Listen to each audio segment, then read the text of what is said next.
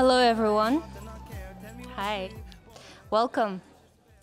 Welcome to Why Palestine is a Climate Justice Issue on behalf of One Say Collective, IRLS, and Pakhuis de Zwijger.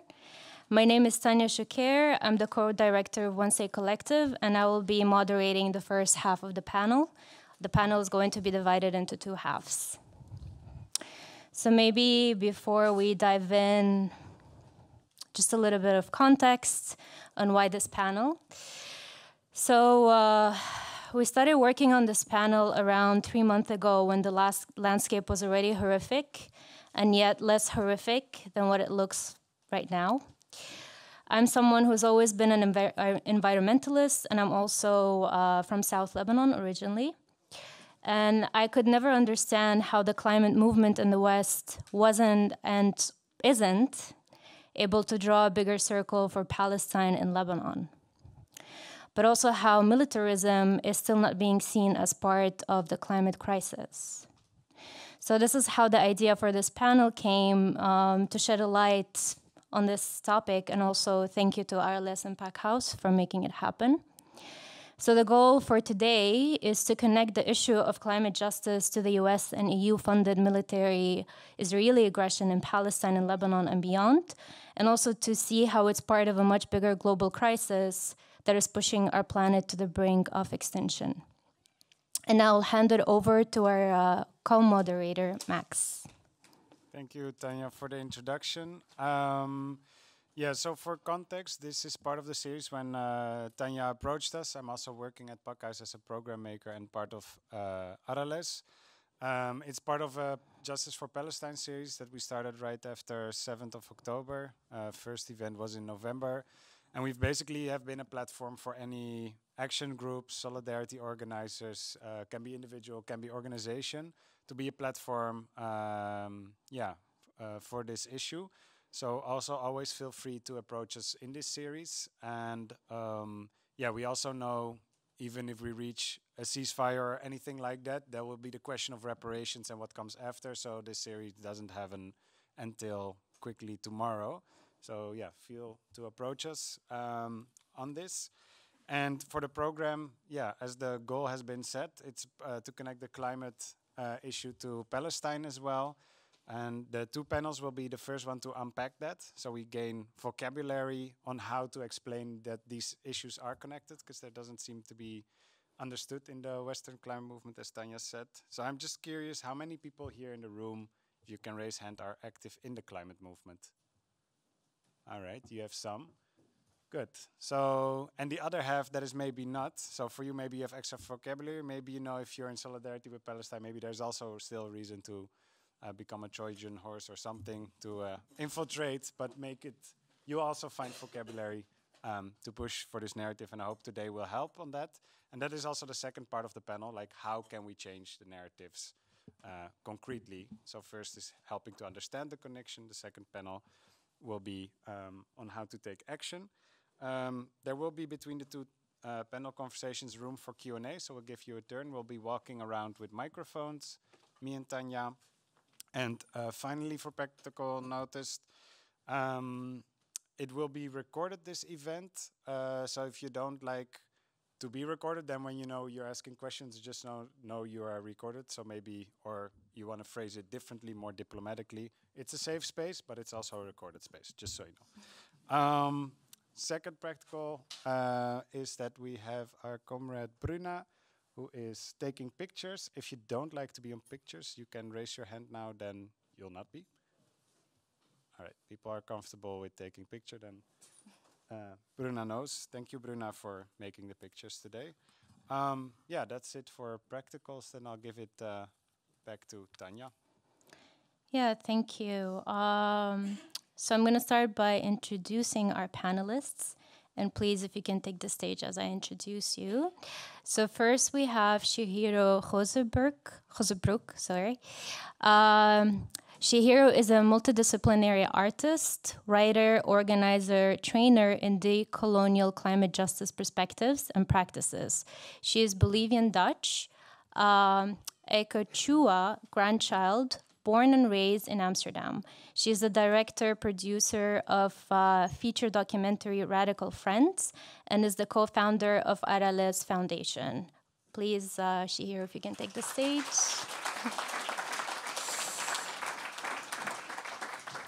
We're happy you're here. Next, we have Fatan Hauser, is an action researcher, advisor, campaigner, and communicator in the field of climate change and the energy transition. He is the director of Changerism, a think and do tank in sustainability, and a PhD candidate in climate activist critique on social order at the Erasmus University in Rotterdam. Welcome.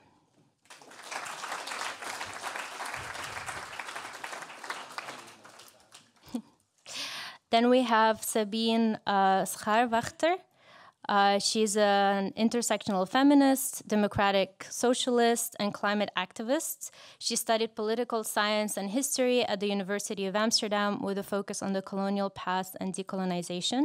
She is a chairperson at Dwars, a youth fraction of the GroenLinks, and is now a member of Links Boven, an independent movement within GroenLinks and PvdA, united to hold the party accountable to its values. Please welcome Sabine. And then finally we have Chuka. Chuka is a Nigerian-American spoken word artist who focuses on decolonization, BIPOC liberation, socialism, and resistance against imperialism. He is from the Niger Delta region of Nigeria and intimately understands the impact of colonialism, imperialism, and cutthroat capitalism on indigenous peoples and their lands. Please welcome Chuka.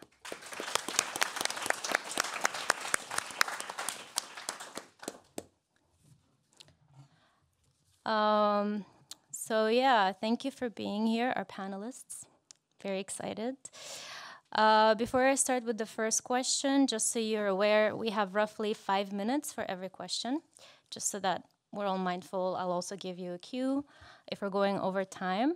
So yeah, as I explained, the panel is going to be divided into two sections. So the first one is about Palestine as a part of a bigger crisis. So yeah, first question. So this is based on a personal anecdote.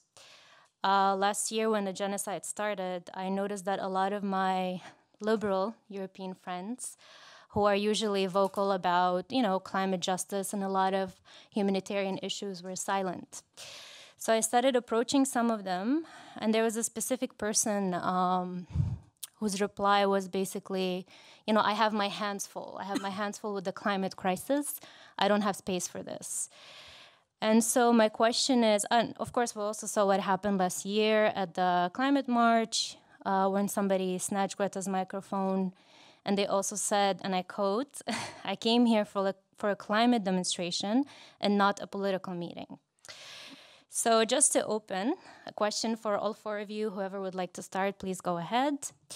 How would you address this view? And where would you start untangling it for someone who doesn't see the connection? Because, of course, not everyone sees the connection. There's no shame in that, but we also should be curious. But yeah, so if somebody is not aware of the interconnectedness of all the crises and all the systems of oppression, where do we start, basically? That's the question. Whoever would like to begin, go ahead. Can I? Okay, I'm gonna go. Yeah.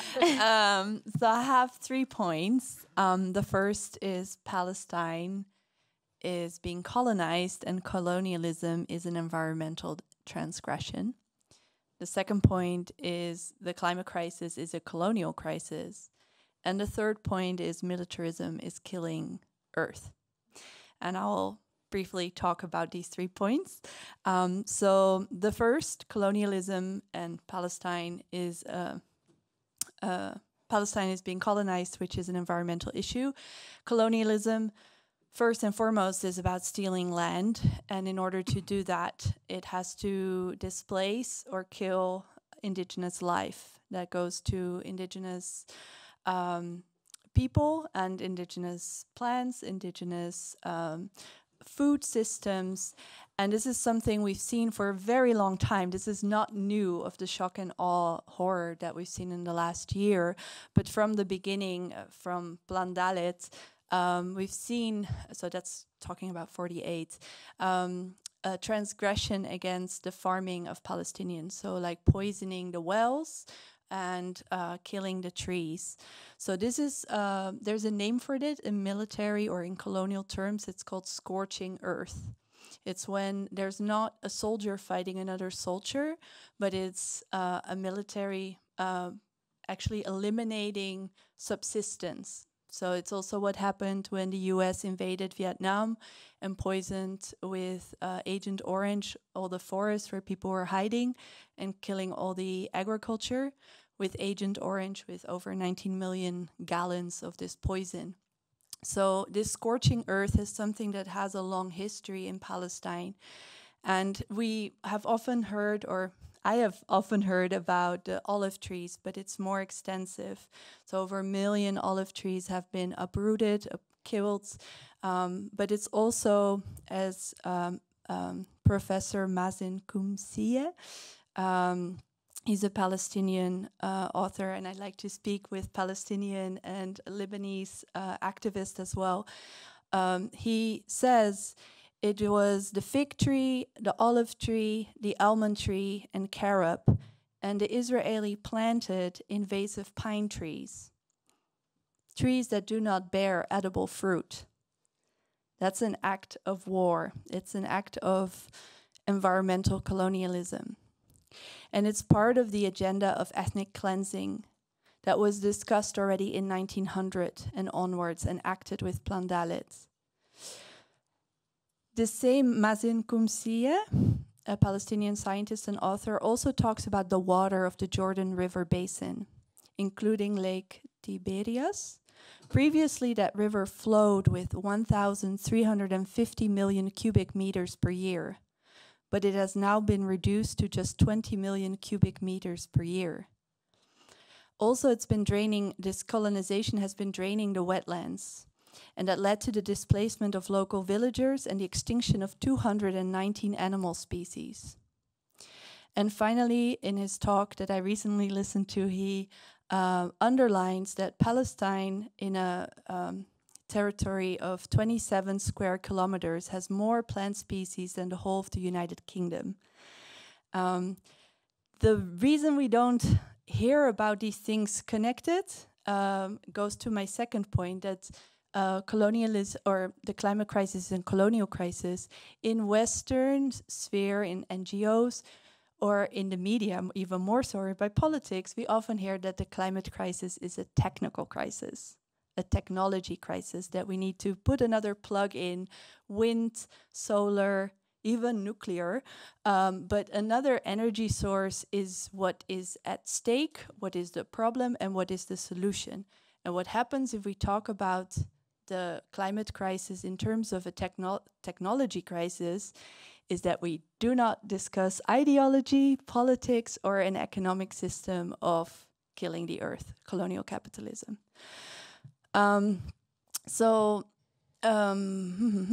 Then going on to Lebanon, because Palestine unfortunately hasn't been the only one suffering under the boot of Israeli colonialism, I would like to invoke the work of Farah al-Hattab. She is also working in Greenpeace MENA, and she wrote an article that, even though Greenpeace is super problematic, we'll talk about that more later, made it through. It's also in Dutch translated. And she also talks about the impacts in Egypt and in Jordan, and the impact of white phosphorus. So white phosphorus bombing in Lebanon, in the south of Lebanon, is another demonstration of scorched earth. It is lifelong. Even if you survive the impact of the white phosphorus, it's lifelong health impacts. And it's also lifelong impact on the agriculture, on the plants that live there. So the use of white phosphorus munitions leave 10% of phosphorus in the soil or the water. And in Lebanon regions, these incendiary weapons are damaging forest ecosystems and the endemic biodiversity they host. So I will hurry to my third point, which is militarism is killing the earth. And Israel is at the front with the USA in driving sadistic and destructive technology and practices against indigenous people and other earth defenders. And it has been said before, if we don't stop this genocide in Gaza, we're all going to be Gaza. Because what has been made very clear in 30 years of climate summits is that world politicians are not very intent on bringing down the emissions. But they do now have to recognize climate change is real and it's happening and it's already killed millions of people. And so obviously they do climate politics through other means, which means they will protect the property of the most rich people, which we've seen also already since 2005 with Katrina in New Orleans when there was a hurricane. Black people were basically left to die, or even military mercenaries were put there to shoot first because they said they were looting. So we see a politics by other means, or fossil fascism, relies on militarism. So not only is militarism the most polluting industry in the world, more polluting than the aviation industry, it is also the now proposed solution to bring security. And we'll talk later about how that infiltrates in European politics, like the Green Deal, how the war lobby now finds a way to do climate policies that enables them to do more security and get the money for climate to do more invasion for minerals, to secure national security minerals. This is a big picture, big strokes, that one, the climate movement really needs to pay attention on demilitarization in general, whether it's Palestine or not. And Palestine, for the longest time, has been a struggle to decolonize from colonialism, the colonialism that worldwide has destabilized climate. So those are two intersecting points. I want to close with a slide from bringing it to the Netherlands and Palestine. I'm looking to the tech to go to a quote from Mark Rutte from 2021, when he was still prime minister, not top of the NATO. And this is from news.nl in September 2021. And I translated to English. This climate politics can be for the Netherlands what the defense sector is for Israel and the US, namely an instigator of innovation and economic growth. So this was at a time when they're also doing climate summits in the Netherlands with Unive and other big companies of mass destruction. Not Unive, sorry, Unilever. Don't want to put anything bad on Unive. Scrap that. Save the record. Unilever. Mark Rutte was giving a clear path that he looks for politics of economic growth and innovation as destructive as the US, the Defense Department of Defense, the DoD, is the biggest institutional polluter in the world, and Israel, that just in the first 2 months of invasion of Palestine already polluted more than 75 coal power stations do in a year. Those are just emissions. We don't even talk about the damage of life. So I'll leave it at that for now, but I'm happy to dive into this because it's so needed. Yeah, thank you. Unfortunately, that's all the time we have for that question. But you already addressed quite a lot, so actually I'm going to skip a couple.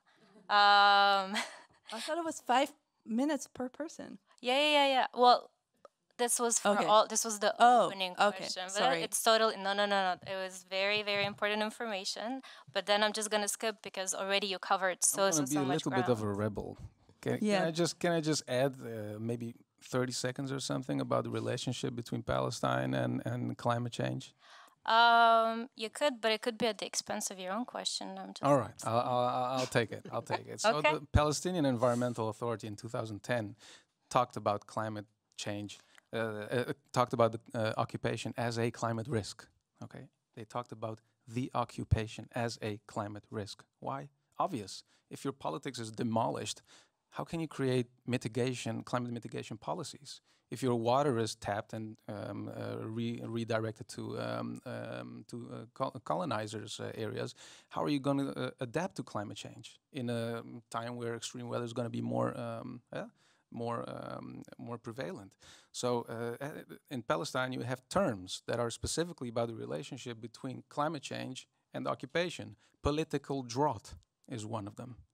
Water apartheid is one of them. So the relationships are very tight, and unfortunately, 30 seconds are up.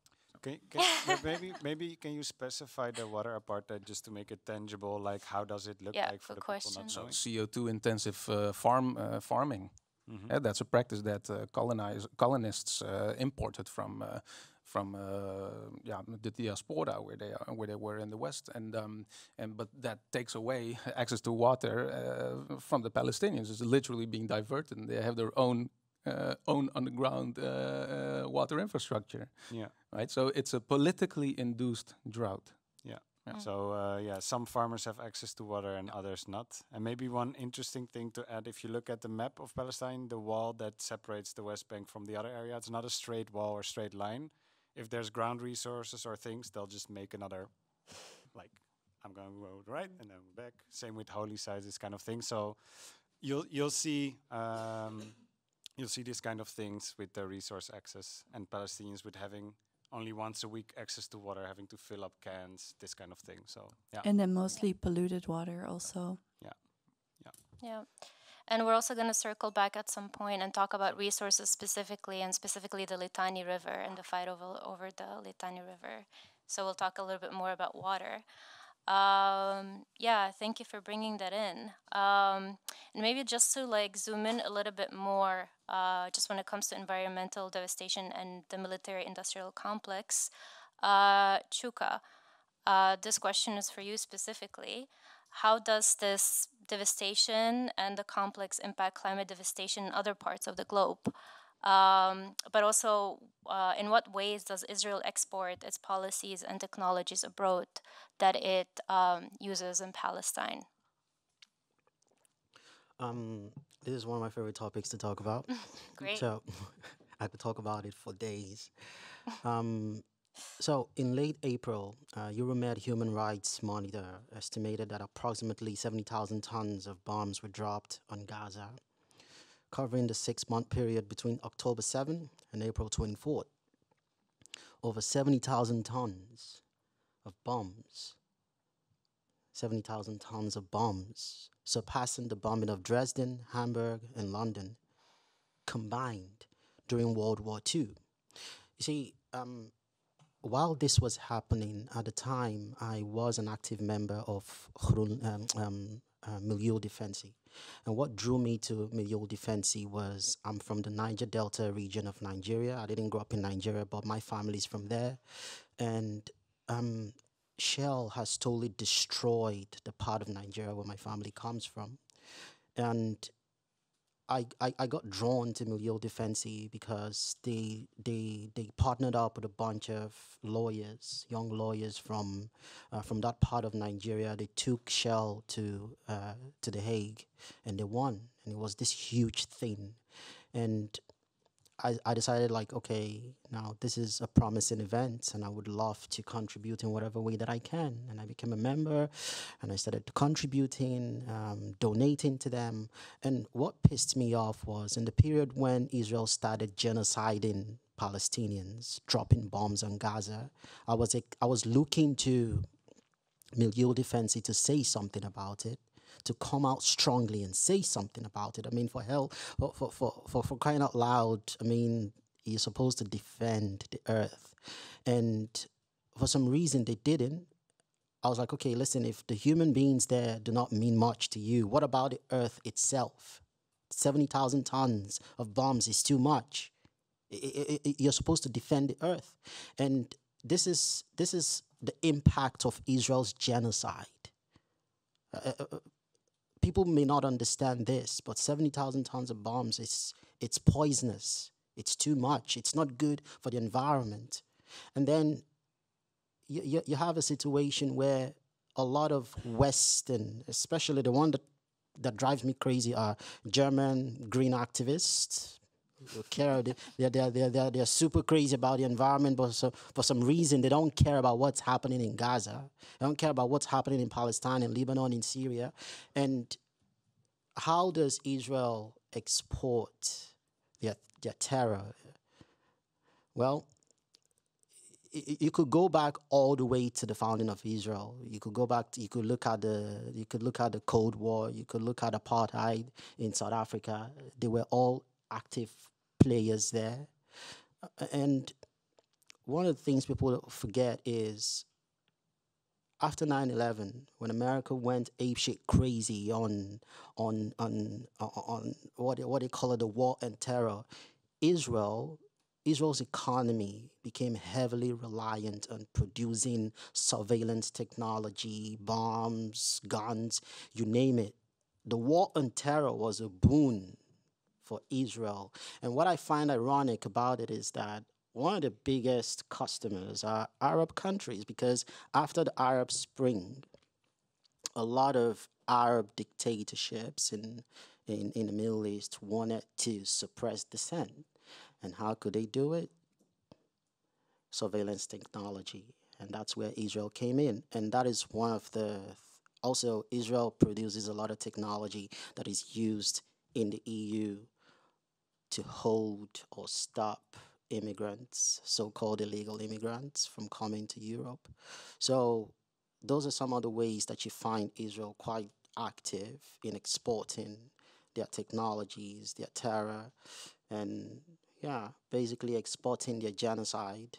So I think I may have used up my time.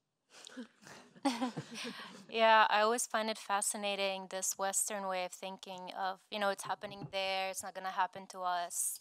This idea that we're exempt, but it's becoming more and more clear that with climate collapse, that to keep us, because resources are going to become more scarce, that all the technology that's being used in Palestine, for example, at some point is also going to be used against us. But yeah, speaking of diminishing resources, and thank you so much, Shuka, for that overview. I will circle back at the end with another question, but for now, Vatan.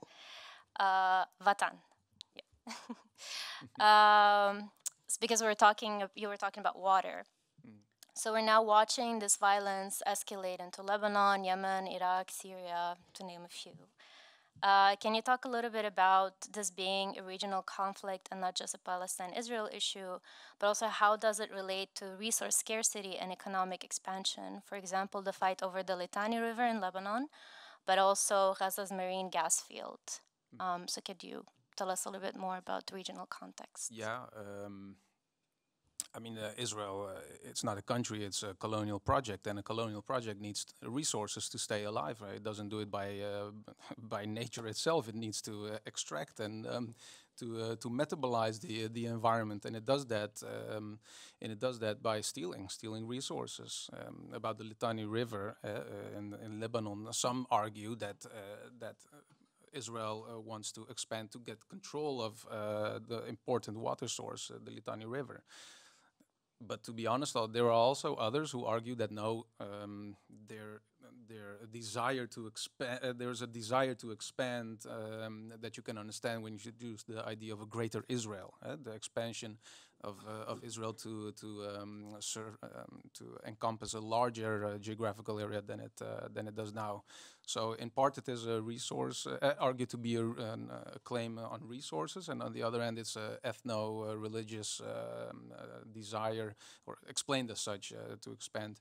But yeah, if you want to know about the links between colonial extractivism and Israel, just look at the map of the pipelines, right? Just look at the pipelines. There's the BTC pipeline that goes from Azerbaijan to Turkey, from the Caspian Sea to Turkey, and from there BP operates it and owns it, and at least until it comes into Turkey, and oil from there enters to Israel and to refineries that that I'm sorry, it's about natural gas that fuel fighter jets. Right, so it needs to connect all these sources. It has pipelines that connect to Egypt, right? It has pipelines that connect to Jordan. It has plant pipelines that connect the Indian Sea, as we saw during Netanyahu's most recent talk at the UN. To connect Saudi Arabia and the Indian Sea to Europe, right? So, yeah, just look at the pipelines to understand how it has to, forge all these bonds with their neighbors. Although sometimes we think, Turkey, maybe they're pro Palestine or whatever. They have their interests, right? And Israel is more than happy to cater to those needs, and it is willing to take control of stolen resources. Yeah. Yeah, thank you. So, I mean, we can't deny at this point that there's a wealth of evidence, data, reports. It's all available. And maybe, Sabine, this is a question for you. Not maybe, it is a question for you. Because you're in the fabric of, you're in politics, right? So throughout your... Semi. Well, definitely more than me. So throughout your work at GroenLinks, have you seen any willingness to look at this crisis from an interconnected lens? Because obviously all of this is very interconnected. Is there any willingness or curiosity? And if not, why do you think that is from your observation? Yeah, well, I'm always very grateful for people like you that actually draw attention to these intersections. And I've actually learned, during my time at the youth organization of GroenLinks, I learned a great deal from you, Chihiro, because you did all the workshops and wrote all these articles. And actually, well, was one, in my... experience, one of the first that drew attention to these relations between colonialism, climate change, and militarism. And unfortunately, at the Green Party, GroenLinks here, there's a severe lack of analysis of these systems of oppression and how they interlock. And I think this is largely due to, well, sometimes they show a bit of willingness to talk about how, different teams are actually related to each other. But I've only seen this happening mostly when it was politically opportune. So, for example, after Black Lives Matter happened in 2020, and we were all reading Audre Lorde and Bell Hooks and talking about intersectionality, then suddenly it was the then party leader, Jesse Klaver, who tweeted this quote by Angela Davis, who is a revolutionary, and it was this quote of it's not enough to be non-racist, we need to be anti-racist. But there was, I think that was about it that they expressed during this time. But there was some room to talk about climate justice, and I think there was even historic responsibility was even mentioned in their electoral program. But when the elections came and they did this research on what do our voters want us to talk about, anti-racism was really low on the list of priorities, and suddenly they just stopped talking about it when the elections came. But yeah, I think that kind of illustrates why it's so hard to push for a more intersectional narrative within this institution. And I think that's also largely true for other institutions like Milieudefensie. Because, well, within this electoral system, a party that wants to govern mostly is, their narrative is informed by what group of voters they want to win and convince. And for a center-leftist parties, this group is mostly the centrist, white, working-class voter, and which is a group that had already essentially been, put against other people within the working class, right? So black and brown people all over the world. And they tend to follow what this group wants to hear instead of trying and change this narrative. So they envision this voter to be someone who only doesn't care for the climate, but only cares for that it doesn't affect him financially, for example. and also. And that is also when it becomes interesting, because then suddenly they can talk about the relation between climate policies and socioeconomic inequality. Then suddenly it is possible to make these connections. But with Palestine, it was more complicated because you're dealing with Zionism of Timmermans. And you actually did stand up to it. Yeah, well, it has become a bit more complicated since, well, for those who don't know, Green Party is now working together very closely with the Social Democratic Party. And I'm sure there are a lot of Zionists within GroenLinks too, but we know for sure that there are some very vocal and powerful Zionists within the Social Democratic Party, like actual former heads of the Israel Lobby Organization, CD. So they're like, actually, it's visible. And even now, well, shared party leader, I think he has done things in the past that can be considered very Zionist. So that has made things more complicated. So just to summarize, what I'm hearing is there's this assumption that, well, it's a game of popularity, essentially, and the politicians are responding to what they think basically the majority are going to respond to so that they can get the votes. And then there's also silencing and fear around including this particular topic, more or less. Yes, and maybe I should add that the thing that's complicated, and I think it's also true for organizations like Greenpeace and Milieudefensie, there are actually a lot of people at all kinds of different positions within the organization that actually are pushing towards more inclusive politics and talking more about these intersections, but it's just this power play that's going on all the time. A lot of intimidation. Yeah. So and sorry, no, go ahead.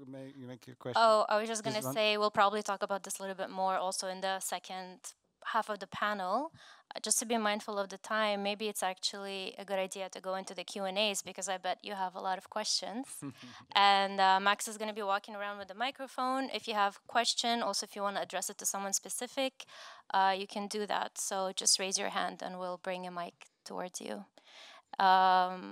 And maybe one small addition, if it went too quickly, you just heard the name CD being dropped, if not everyone knows. It's called Centrum Informatie Documentatie Israël. It's an organization in the Netherlands that monitors anti-Semitism between brackets, because if you look at their definition that they withhold from the IHRA definition, IHRA, you can see out of the 12 examples, about 7 or 8 are about critiquing Israel, so you can see a lot of the critique on Israel slogans in the movement are falsely reported as anti-Semitism.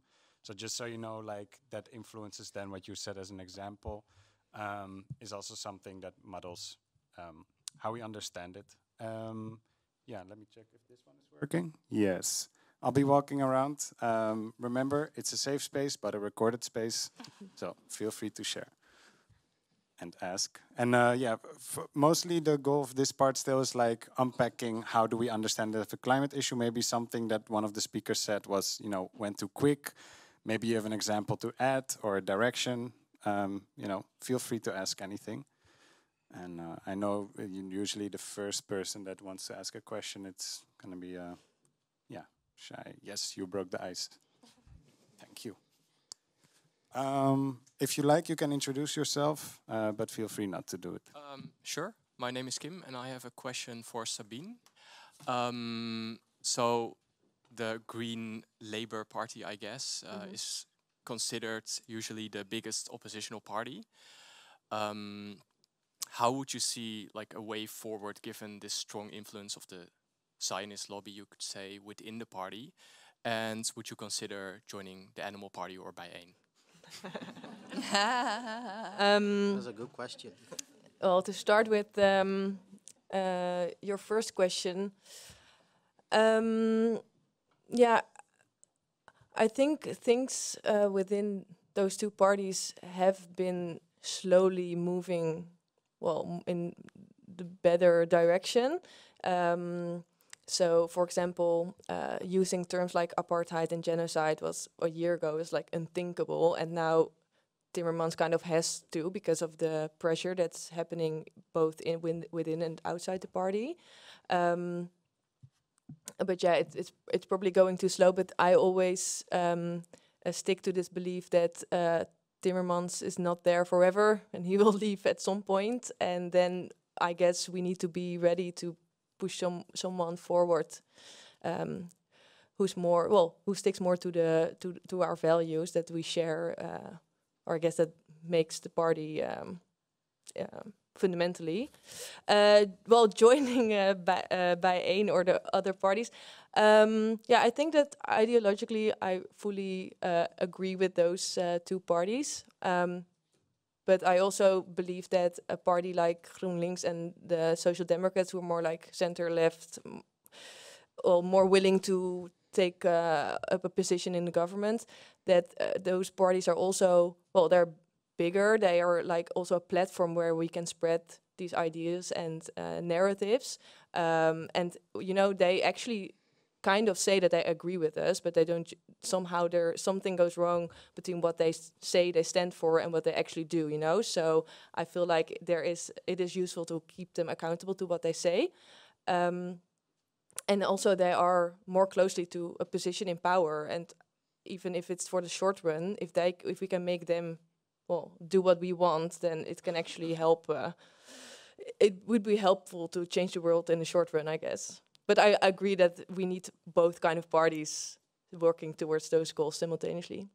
So maybe to make explicit and whatever you feel where you're part of, there's two ways of organizing, right? Restarting anew or joining something alternative, or organizing opposition from within where you are, right? And then finding like-minded and... Yes, and that's exactly what we're trying with Linksboven, which is like the leftist, more radical faction, trying to draw the entire party more to the left. If that ends up not working, then maybe we should join you. But for the question, the assignment was, because we are going to delve more and more in this conversation for the second part, is there... Or maybe you've been like, you are now PhD granted, like it's all clear how Palestine is a climate issue, but if there's like clarification questions or extra examples on how these things are connected to it, yes. Yeah, it's just for the people at home. Later. Hi, my name is Luana, and we actually recently spoke about the water apartheid that Israel is imposing on Palestine, and I wanted to make a connection that wasn't mentioned before, and how Israel is spreading these oppressive technologies to other countries, not only through things that have to do with war and these kind of surveillance technologies, but also in the privatization of water and how they are practicing that by withholding water as like an essential means for life from Palestine, and how this like privatization of a life giving resource is spread also to other countries. So this like control over life resources and how they are spreading these technologies as well. So it's all interconnected, and I just wanted to draw that connection between the water apartheid and how it's spread to other countries, technologies wise. Yeah. Does anyone want to elaborate on that remark? I would actually like to. People often talk about the different ways that Israel oppresses Palestine. Yes, of course, there is the Israel uses the occupied territories as a testing ground for a lot of the weapons that it makes, and exports to different parts of the world. And of course, yes, there is also the water apartheid. But one thing people forget is a lot of it is not just about the material oppression in itself, like taking water away from people. It's also psychological, because it kind of like I remember there was I think 2 years ago I visited Gaza, and I remember a Palestinian saying something to me that he's often scared that Israel could just wake up one morning and cut off the water, cut off electricity, cut off the essential things that they need for their society to function. So in a way, you notice how that keeps nagging at the subconscious mind of a lot of Palestinians, because you don't know if I may wake up this morning and there is no water, and you have no idea when the water will be back. So it's also psychological, and there's a lot of unrest that it provides, that it gives to Palestinians. So it's not, when you think about it, there is a lot of psychological torture that they use that as a tool of psychological torture as well. Thank you. And maybe to add something small to that as well is the military industry and what you were saying with the exporting. It's not just dictators or No. leaders in the direct neighborhood, let's say. It's also, you know, in the so-called US backyard of Latin America, like any thug that is, you know, displacing indigenous people or company, you know, for instance, the G4S logo, if you've now heard it for the first time, G4S, find that logo, you see a lot of security personnel around companies wearing that. And where do they test, you know, their practice? And it's an Israeli export. So you see with a lot of violent oppression that happens anywhere, they are using the infrastructure and the from police Israel. and the Yeah, police and the as well. police, yeah. Yeah, I know about the police in New York, and it is very closely linked with the IDF. So if you can find an oppressive police force in any Western country, dig deep and you'll find it's somehow cousins with the IDF. When I was working at Greenpeace, I was so distraught because it was secured by G4S, and it had been this security company. You see it everywhere in the Netherlands. It was for the longest time on the BDS because it was also operating like torture centers in Israel. There's been a lot of pressure to get them out. I think they technically said they were going to leave. I don't know what the real update is, though. But you see that green NGOs here don't really make those connections. And when I brought it up, it wasn't really welcomed. All right. Yeah. Maybe you want. And thank you for adding. You have something to add, and then before we go to the. No, I think this is really a good way to start with the second part. Thank you everyone who asked questions. There will also be a Q&A after the second half of the panel. And yeah, Max, the floor is yours. Thank you. Yes. So we have already unpacked quite some of the climate connections and how Israel plays a role in this. And this part is then going to be focusing more on, okay, how do we, you know, start organizing on it? I know Sabina already unpacked some tensions within the Green Left, but maybe before we go into solution diving, sometimes you need to also make more sharp what is the issue. How do you define the issue before you jump into solutions, and how do you define solutions as well? And what I've noticed, one sort of quick reflex within, let's say, the more liberal framework of climate movements. I remember was at the climate march, there was this discussion because you wanted to have a Palestinian bloc. And then the response was, okay, maybe, but then there should be an Israeli bloc as well, because, you know, all lives matter kind of framework. It's funny here, but it's outside of this room that could be a common remark. So how do you bring back the politics of why would you make that distinction and not, and how can we clearly solve, you know, what kind of political demands do we then put forward if they start understanding this connection? How can we take out that? To correct it, because I was there, this was the climate march of 2023. And when at first the Palestinian bloc, in a climate march, there are like 20 different blocks. There's like the vegan bloc, there's the peace bloc, I've been organizing the decolonial bloc for a few years with a few friends. And the response was, one, they didn't want too many flags. Two, they said, well, if we do that, then we can't say no to an Israeli bloc. And that really comes from a position of thinking that this is around nationalism and not about colonialism. So if you don't understand colonialism and if you don't understand the climate crisis, then you are operating on the level of flags. But flags are neither protecting life or, like many stupid things have been done for flags.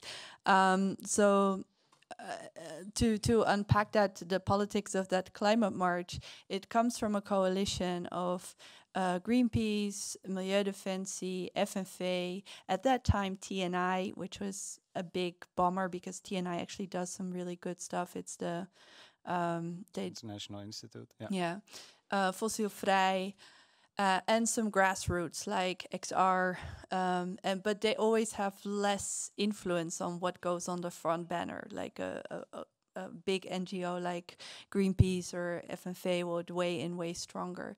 So because it's a coalition of these big NGOs, it often already weakens the message because one person might want to go full out on climate justice and the other's like, no. So, but we saw in the year before that when Ukraine, it was all of a sudden possible to put war on the front banner of against climate or for climate justice and to stop war. So there was a protest for a Russian flag on the. No, there. So there's on the one hand the gatekeeping of NGOs that don't want to make any statement around colonialism, and on the other hand, just fear of being polarizing, and then hiding behind fear instead of doing the political work. There's a real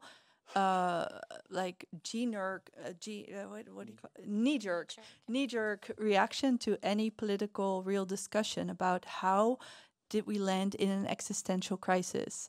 They don't want to make it political, like that one dude in a green jacket said, I'm here for a climate march, not a political debate. They don't want to make it political, but how is it not political if you drive a whole Earth to an existential crisis of death and ecosystem die-off? Like, how is that not political? Those are really big systemic issues. So the denial of this being a political crisis, the denial of actually wanting to do revolution, is what allows fear of standing out. Fear of offending the big media because they want to have in the media that they were a beautiful march bringing together 85,000 people, and they want it just to be about the number of the size. That's always what they brag about, the size, when this is not a size issue. This is about a life and death issue. Every day millions are dying and species are dying, and if that's not at the center, then you're not leading an anti-oppression struggle.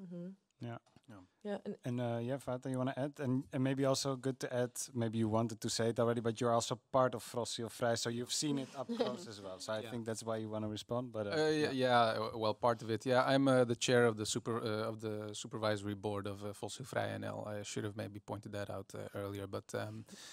About Fossielvrij NL, I mean, I don't know how you've experienced it, but I'm pretty happy with how Fossielvrij NL did it. We came out with, comparatively speaking, it came with a good statement a year too late after the students did the encampments. And Fossielvrij, I've been with Fossielvrij since 2013. I've been a climate activist since 2009.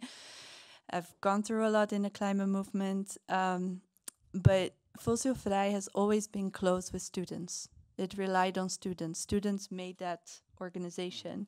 So I think when the students really did the encampments, and the encampments were way bigger than any climate action in 2024, it had to take the next step. Well, so there's many things to unpack here. One thing is Fossielvrij didn't only have to.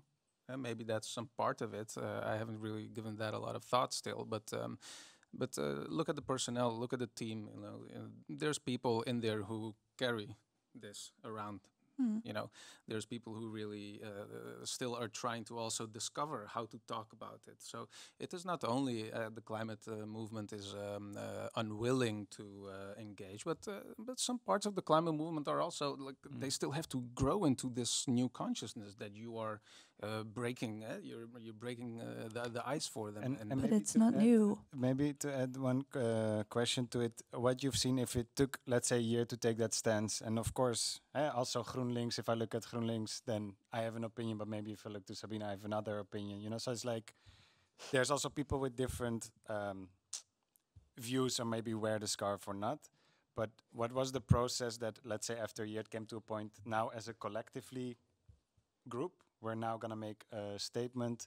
What do you think was part of that process that made the tipping point for it to change stance more in an explicit way? Because I know Shuka just said it was disappointed in militarism being silent up until the present, but something changed at least in a year. Could you maybe say what helped transition to that, you feel?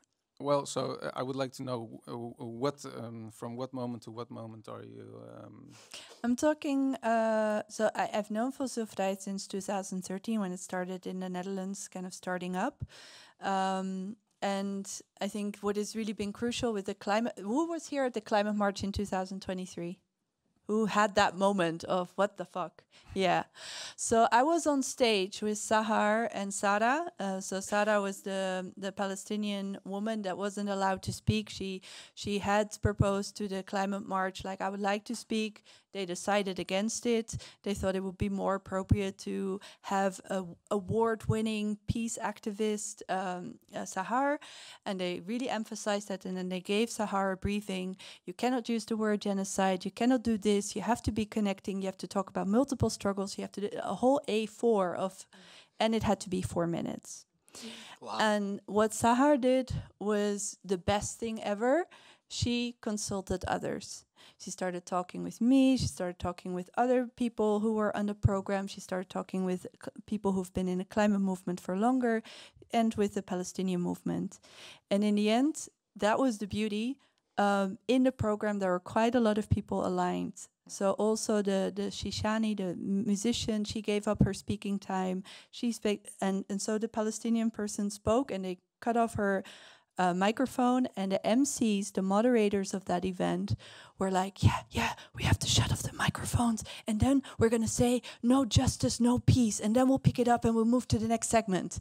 And I was like, how are you here at a climate march wanting to operationalize the phrase no justice, no peace to shut up a Palestinian speaker talking about ecocide in her country where genocide is taking place?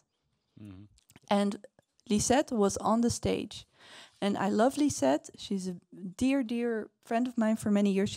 She was for 10 years the director of Fossilvrij. But she's conflict avoidant. And she went along with things, and she never did the aftercare with Sahar. She never did the aftercare with the decolonial bloc.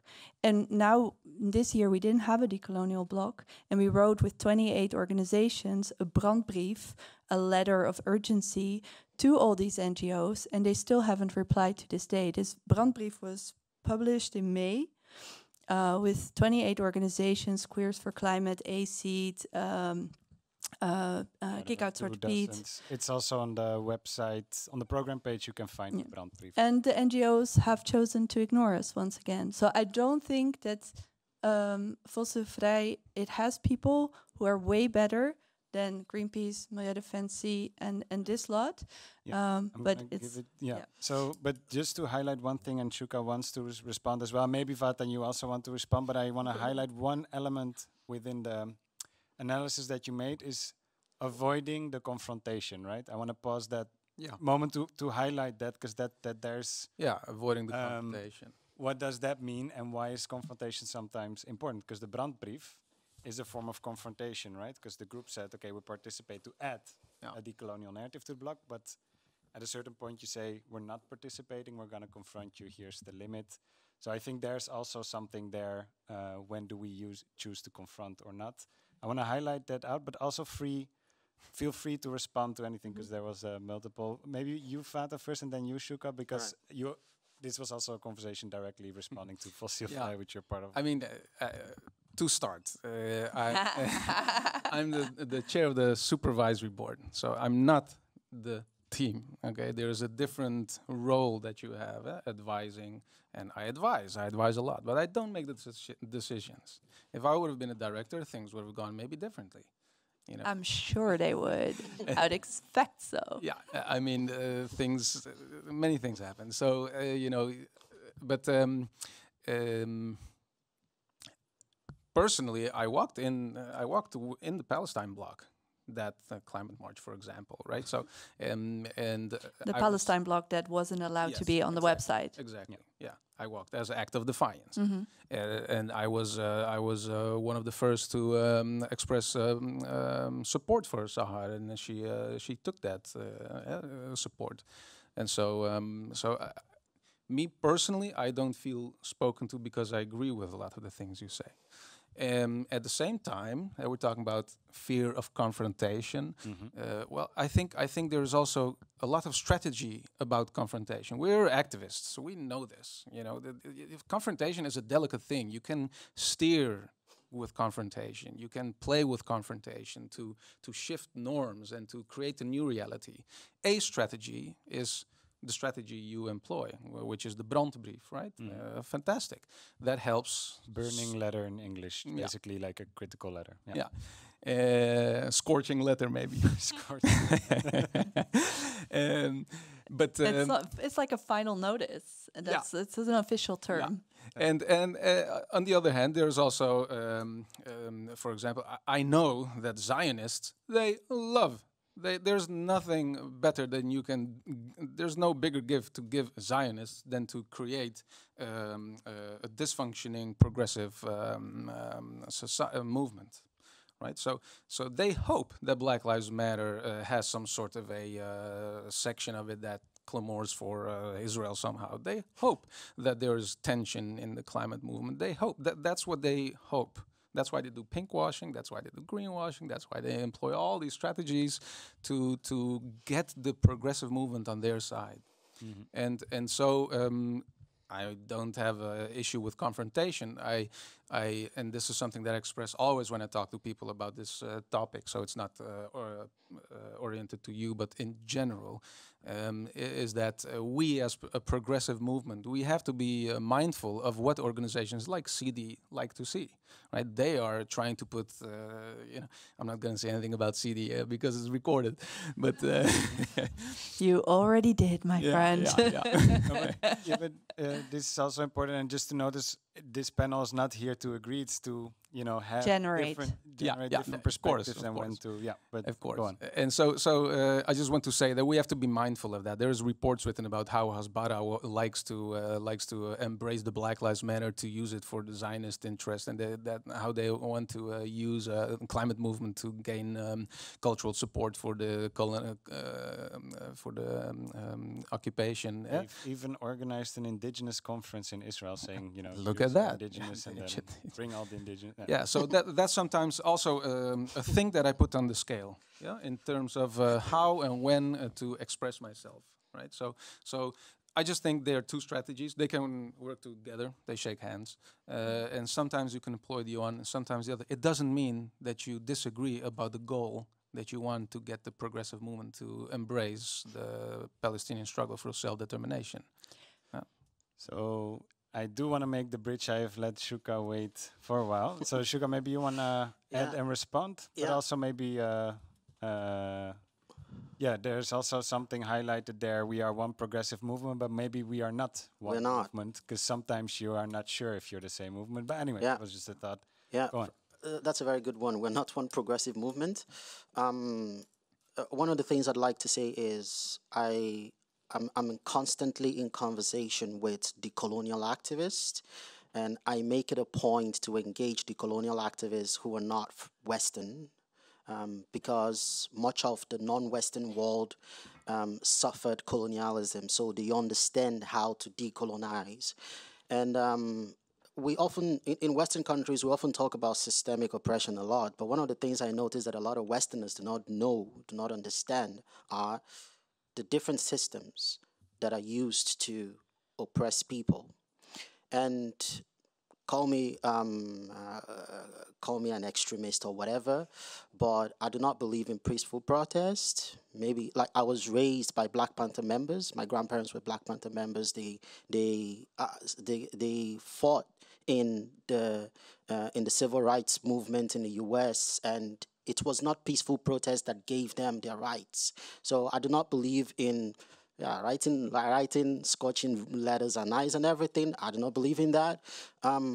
I have seen what colonialism can do in Africa. I've seen what it can do in Asia. I've seen what it can do in the Middle East. And colonialism is violent. It is extremely violent. And one of the things I often notice that people talk about in Western countries is climate change. And listen, the problem is not climate change. Climate change is just a symptom of the problem. The problem is capitalism. Colonial capitalism. Call it whatever you want. The problem is capitalism. You see, I think it's crazy for someone to attend a march at the Dam Square and 2 minutes later they're buying fast fashion. It doesn't make sense to me. The problem is capitalism. And capitalism operates in very different ways. Whether, like, the fact that you have a police force in Western countries, it is to protect capital. The fact that you have a military in Western countries, it is to protect capital. And people often talk about climate change is not a problem. It is a symptom of the problem. Mm-hmm. And I used to be a member of VOTE. Why? Yes. Right. You really tried. I was a member of VOTE for VOTE. Are you able a lot of confessions. Milieudefensie. It was one of the situations where I realized that Western countries have built a certain type of political system. And all of these political parties, center-left, left-wing, whatever you want to call them, liberals, they're trying to function in an already set system. And the system is not about helping people. It's not about grassroots politics. It's about winning elections. Mm. That's it. It's about winning elections, and it's about upholding the systems of capitalism that are already in place. Climate change is not a problem. Climate change is a symptom. Capitalism is your problem. But the problem about capitalism is white people, Westerners, do not want to abolish it. Because if you want to solve climate change, you have to start discussing abolishing capitalism. You have to start discussing giving land back to natives. Because natives never destroyed the lands that they live on. Natives are the ones who have actual cultural practices that protect land. But why do you see countries like the US giving land back? You see countries like Australia giving land back, New Zealand giving land back. It's not going to happen. Israel giving land back. Because that is how you get rid of capitalism, you solve climate change. It's that simple. But yeah, we focus on climate change. We want to march with our cute little flags and go stand in Dam Square. It's not going to solve anything. Mm. So maybe, so there's different contexts, and I think it's maybe also good, some forms of protest or action or resistance are criminalized more than others, and I think there's a huge double standard. I mean, when Ukrainians get invaded, we bring billions of arms to one side. We have a military, I mean, Putin is not here. I don't think he's ever going to come here, but the thought of it, we're investing billions of arms in it. So it's like, and then on the other hand, another people doesn't get to have it. And in the UN, they say you have the legal right to resist also with arms to oppression of apartheid, colonization, occupation, this kind of thing. So I don't think it's a radical stance. I think it's already an international norm within the European context. Once, let's say, black and brown people or others start to, take notice of that international norm that is there, because Europeans don't set the norm, they're a minority imposing their power, then suddenly it's indeed radicals, from their perception, a radical stance to be also for that kind of resistance. But it also maybe, and I want to make a bridge to you, Sabina, because I think within the green left, Grenia, let's say, or I'm not there, so you tell me, but it's, I guess you can have a lot of people being for, let's say, ceasefire, right? Because all every life lost is a life lost. But they're also, I guess, afraid to make it really political, because a political solution, like there was not, like if let's say you do ceasefire tomorrow, then it doesn't solve the root cause of what led to the 7th of October actions, right? Because then you still have Occupation, concentration camp, you still have land being stolen, Apartheid. land not being returned, destruction, people not being allowed to return.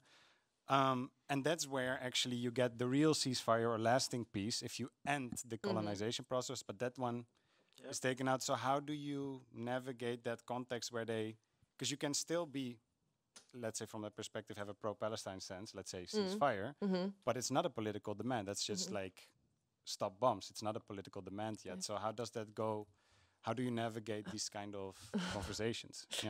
Yeah, two things, I think. I think what you just said was really, or you touched upon, that the climate change is not the problem. And it really resonated with me because I've noticed that in the entire political field, including the movements and the established NGOs, there has been a shift towards more a technocratic narrative of problem solution. So instead of a more ideological way of looking at things, from like what are the values and what is the ideal world that we're going for. Well, if you have if you see the violence in Palestine as the problem, then ceasefire could be a solution, and then we get rid of it. We don't have to look at it anymore, and it's just easier. It's gonna save and them. we don't have to. Well, we don't have to dive into the fact that the entire way we've arranged the world has to change to solve these problems. So, and that. It relates to my second point, and I think that's something that you have encountered multiple times as well, Shiro, where there's a really strange thing going on when we're trying to fight these power systems of oppression, these power structures within society, while simultaneously fighting these same structures within our organizations and movements. And it's like we're trying to change the movements and then also change the world at it's the same struggles, but then in small. And that makes, it's in the end, it's always about power, and it explains why it's so hard to address certain things, because that means that the people in power, they have to give up, their power and their privileges and everything what their power is based on. And I don't think I have maybe revolution, but other than that, I don't know how we can break those systems. But I know. All right. Yeah, so maybe you have the solution. One final question, and then I want to open it to the audience as well. And we have one good answer probably, because Shuka was confident on knowing. But the question being, so we have had quite, let's say, an ideological, abstract, or big, like how are conversations going? Like now, what do you do tomorrow at 3? Are you gonna, XR chose to change themselves to a lot of places? I don't know. Is it education? Like maybe share concretely what are some of useful strategies, tools, concrete actions that you've seen around maybe creating changes. And I'm gonna start with you, Shuka, because you had something to share. So I'm part of a lot of anarchist off-grid groups in different parts of the non-Western world.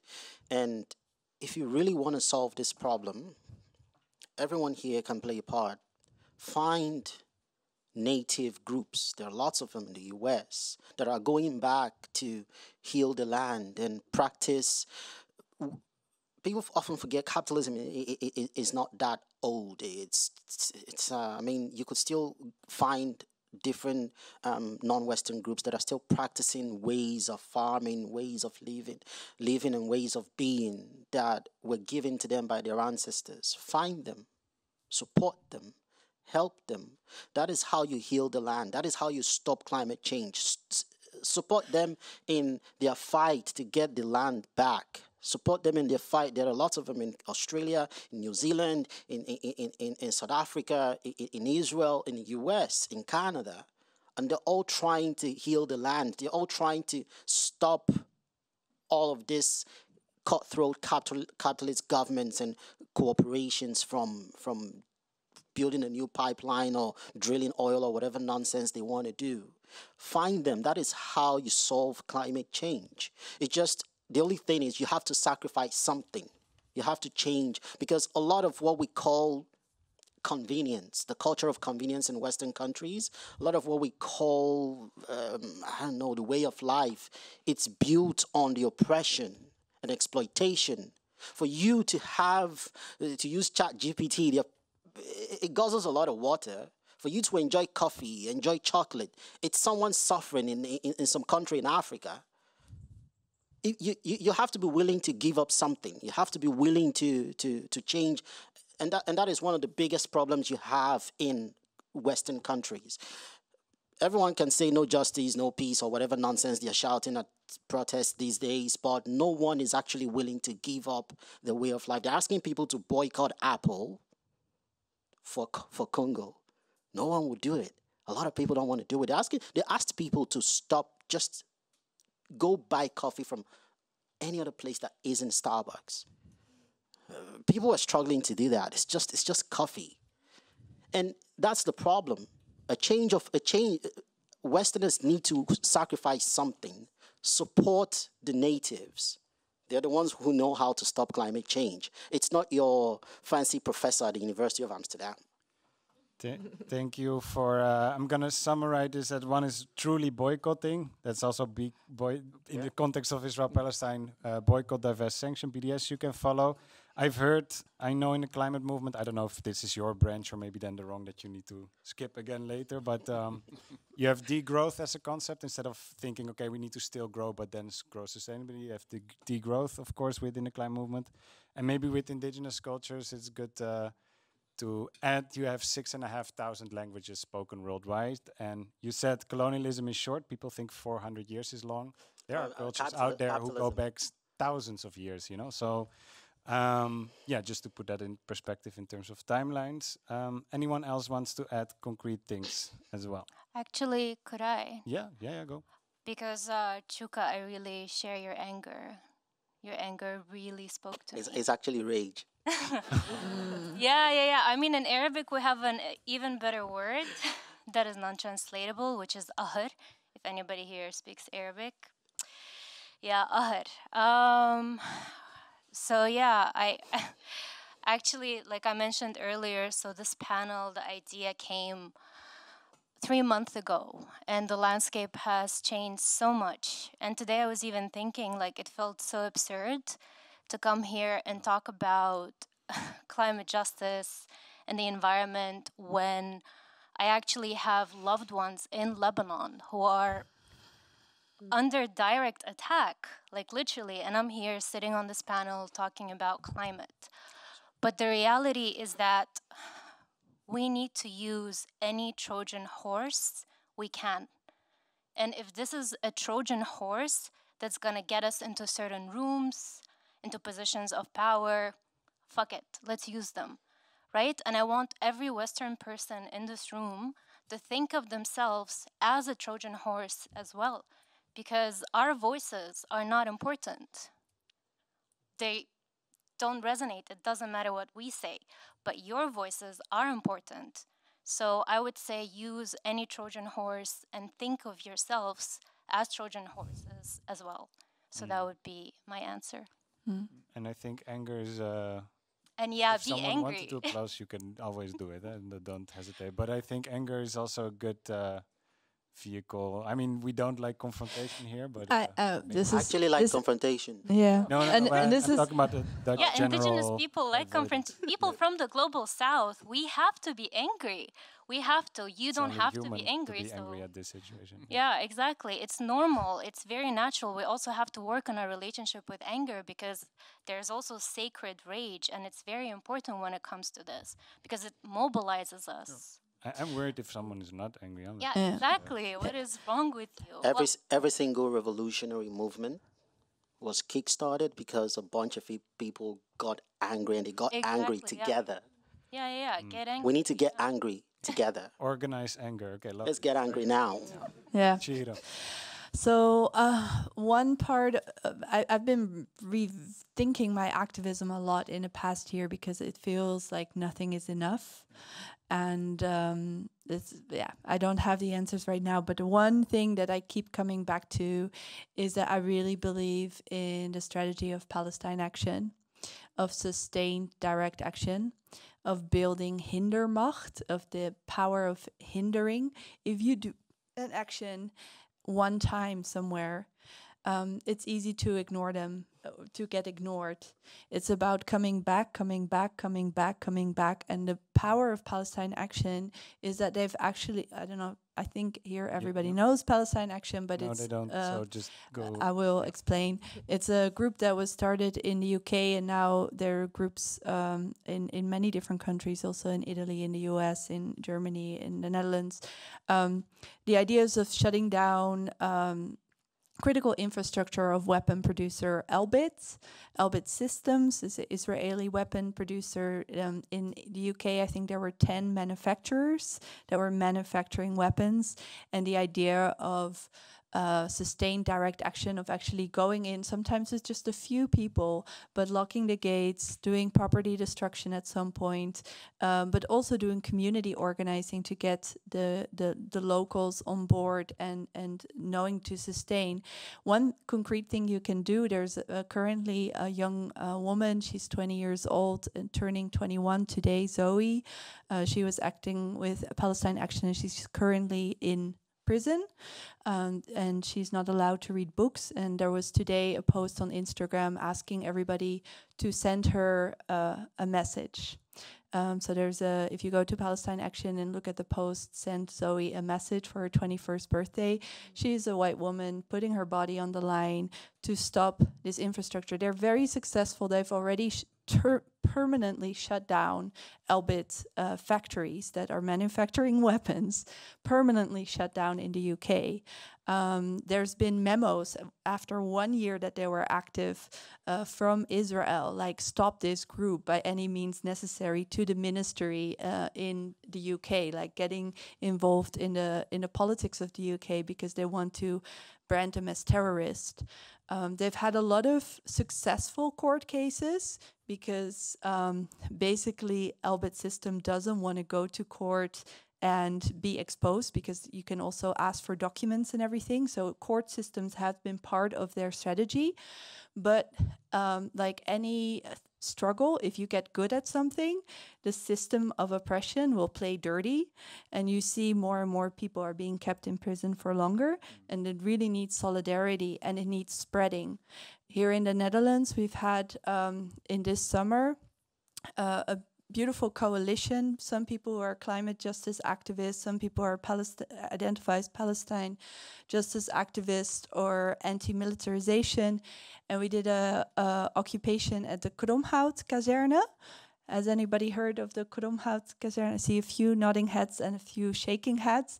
It's a military kazerne basis in Utrecht, right next to the university. It's very much in the middle of the city.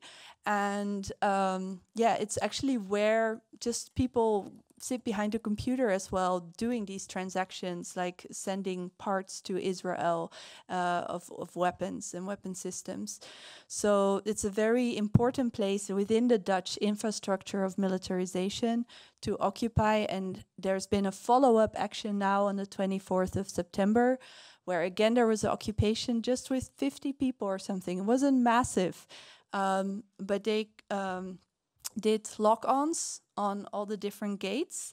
And it was a day when there was a big day of NIDV. It's like the war lobby of the Netherlands. There's an organization that lobbies for war.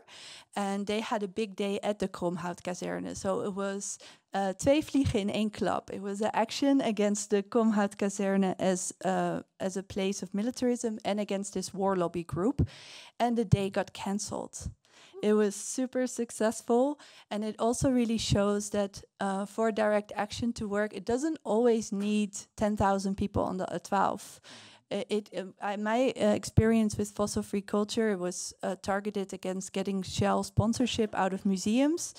we were only a small group, but by coming back, coming back, coming back, coming back, coming back, we changed that museum and then like 8 other cultural institutions, and that set it off a chain of events. And I think that is really something that we need. I know a lot of people have probably who are here in the room have done a lot of demonstrations, have gone to a lot of demonstrations. And that is important because movement building is about bringing people in and sharing our anger. But demonstrations do not build political power. That also requires resistance. And that's where I really meet you when you say tackling capitalism, it takes resistance. And that is really shutting shit down and building that hindermacht. Yeah, capacity to hinder it to go on. Sabine, thank you for sharing that strategy and concrete examples. Yeah. Well, after these speeches for direct action and revolution, I don't think people feel very enthusiastic to change a party from within. However, I do want to... No, we are end. Well, I want to stress that I do believe the importance of like multiple tactics existing next to each other and strengthening each other. And also for everyone involved in some whatever kind of organization. Like I'm active in a political party, but maybe you're active in milieudefensie or something else. I do think it's important to, well, think of where do I have an impact next to the Kromhoutkazerne, occupying the Kromhoutkazerne. I mean, you can do both things. And for me and the Linksboven movement within the party, I think what I really like about it, it's also a place of where people come together because they're angry. And we don't, it's not like we only stick within this organization. Like those are people who are also on the streets, and we meet each other on in those spaces as well. And I think it's really valuable to keep, well, coming together and organizing from wherever you are. And this is also, for example, why at Linksboven we're trying to work together with these movements on the streets, and we're trying to listen and trying to amplify those voices within the party and tell our politicians, like, okay, look at these climate activists or these indigenous activists. I mean, you say you stand for human rights and for climate justice, then please listen to them, because, well, those are the voices, and especially marginalized voices, that we need to listen to if we want to make a change. Yeah, and maybe one additional question with the Green Left PvdA. I know that your microphones have been muted at times as well, so you've made a clear opposition or stance within the party to make that, but the party also reacted to that. Have you seen, let's say, so far a tipping point where at least you're at the point that you're not being muted as an action group within the organization? No, I don't think they will do the muting again, because that shit just goes viral, and they don't want that either. But yeah, so then use social media for exposure, naming and shaming, I guess. Yeah, and they tend to start ignoring you. For example, when you send a letter, then don't really get a reply. But I also think that something that what was happened on stage when the microphone was muted, it's something that I call the politics of emotion. So the moderator was being told, oh, you should prevent anyone from saying something offensive. But it's not. But if that is the instruction and you don't make clear that, well, you don't think about power dynamics and such, then suddenly you're also trying to protect the feelings of the Zionists and the racists. So that's also, I think it's also part of this technocratic kind of politics that we. And it's highly offensive not to fight ecocide and genocide that is done with the Dutch government and our tax money and everything. It's highly offensive. Zionists will cry, and that just the crying is, oh, somebody got hurt or something, and they don't think any further, I guess. All right, and then I want to, and then we go to you. Give Fatan the last word, and maybe one additional thing, because I've worked a lot within as well, and without outside. One thing, and I think that you are giving a beautiful example of this with what you're doing, the organizing opposition.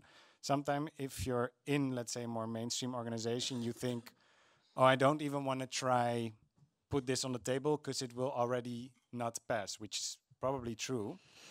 But don't self-censor yourself for already bringing it in, because allow them to say no or to refuse, because that no or that refusal then also creates a like you make visible in that way by visibly disagreeing or visibly putting it in, even if you know the first time or the first 20 times it's going to be no, you're making visible that rupture within. And I think that consistency, if you're working within, is also very important, and to make that visible, just to highlight what was what I've seen from outside.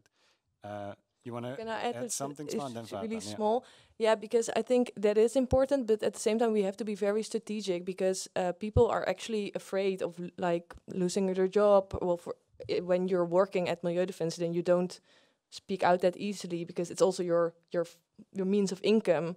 And for a political party, like most people who stay, they have may have these ambitions, maybe not now, but maybe in the future, and it is actually harmful sometimes, and this is really worrisome. So yeah, that's also why you have to be with a lot of people, because then you can protect each other when you speak out.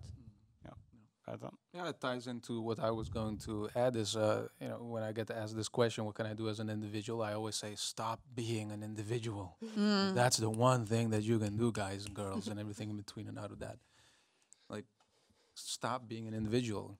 Be part of some sort of group or create your own sociocratic group, and then once you have a group of buddies, go through the list of organizations that allow for decentral activism, like Fossilvrij NL.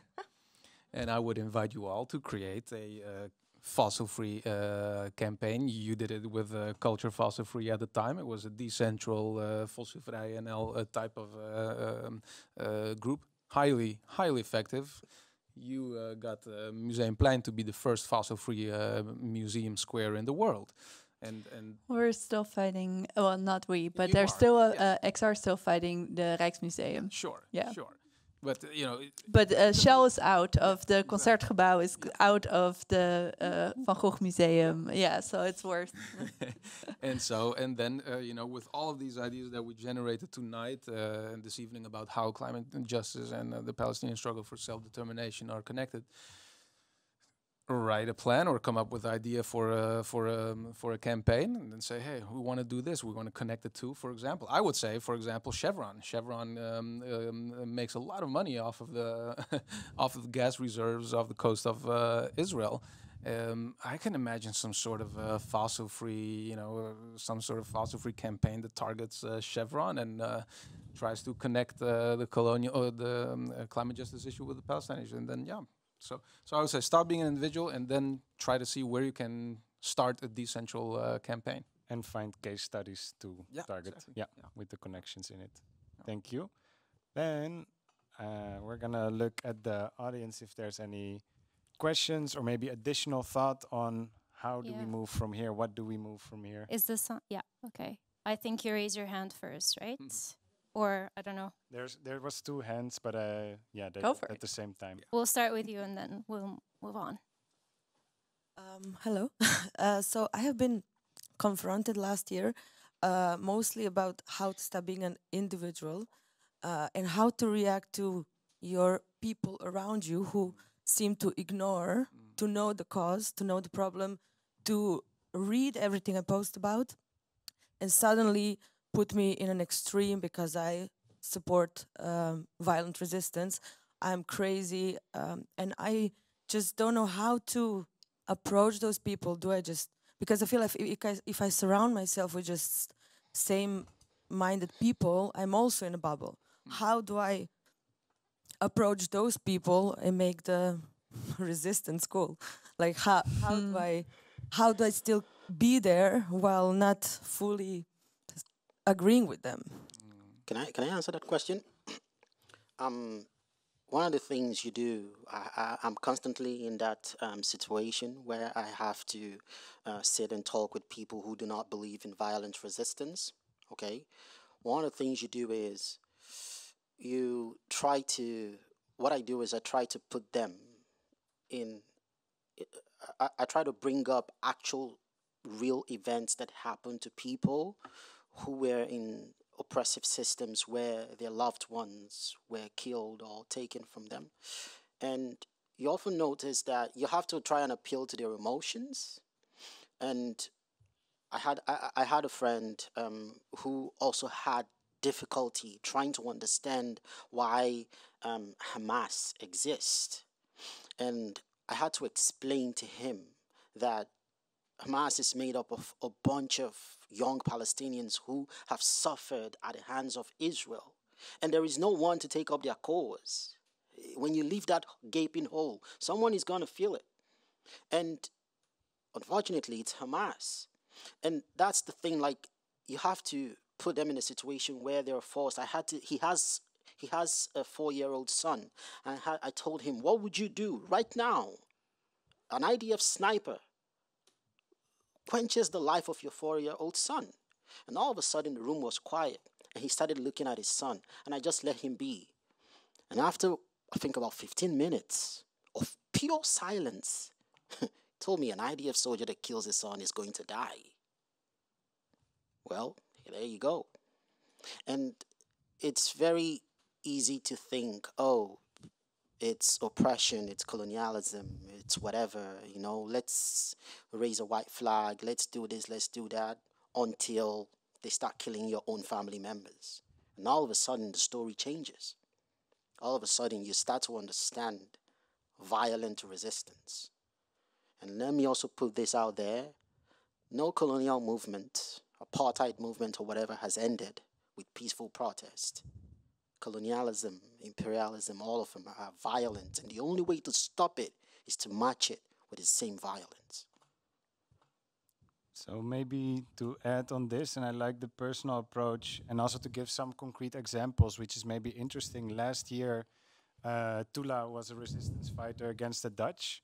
His name was rectified by the Dutch state as part of the reparation. I mean, they're not doing real reparations. They're doing symbolic reparations. But as part of the symbolic changing of narratives, they rectified the name of Tula, because Tula was, for the Afro-Caribbean community, a resistance fighter hero. But for the Dutch state, and I don't know which language they used 200 years ago. Maybe it was not the word terrorist, but he was not the friend of the Dutch state. They killed and executed him. And they purified his name, that he was rightfully so and allowed to resist with violence against that slavery and oppression. And one other example, except for like both Indonesia, whatever, Algeria, like you can go throughout what you said, is Nelson Mandela, who's seen as the big peaceful activist. He was not on Robben Island for 23 years just for writing brandbrieven. They were part also of armed resistance within that context. And it's not something to celebrate like, oh, that is the last choice. But the choice that they are given is because the game of the rules is decided by the snipers. They did a peaceful march, also for Gaza, maybe good to know. Google the March of Return in 2019. Yep. Peaceful, no political groups. They tried to march home with no arms, no nothing. They were shot dead, point blank. Children, medic workers, journalists, teachers, babies. No, the youngest was 8, I don't know, something like that. But children, elders, people in crutches. You mentioned like hundreds were killed and thousands wounded. So then what's left? It's gonna say, as Chuka said. So the response, the colonizer will decide what the response will be. Anyways. And I also, sorry, I really want to respond to. I also think when you do engagement with others, it is you need your history. You need your history of knowing how to every historical revolutionary has been pacified by the oppressor who tells the story. So Nelson Mandela is one.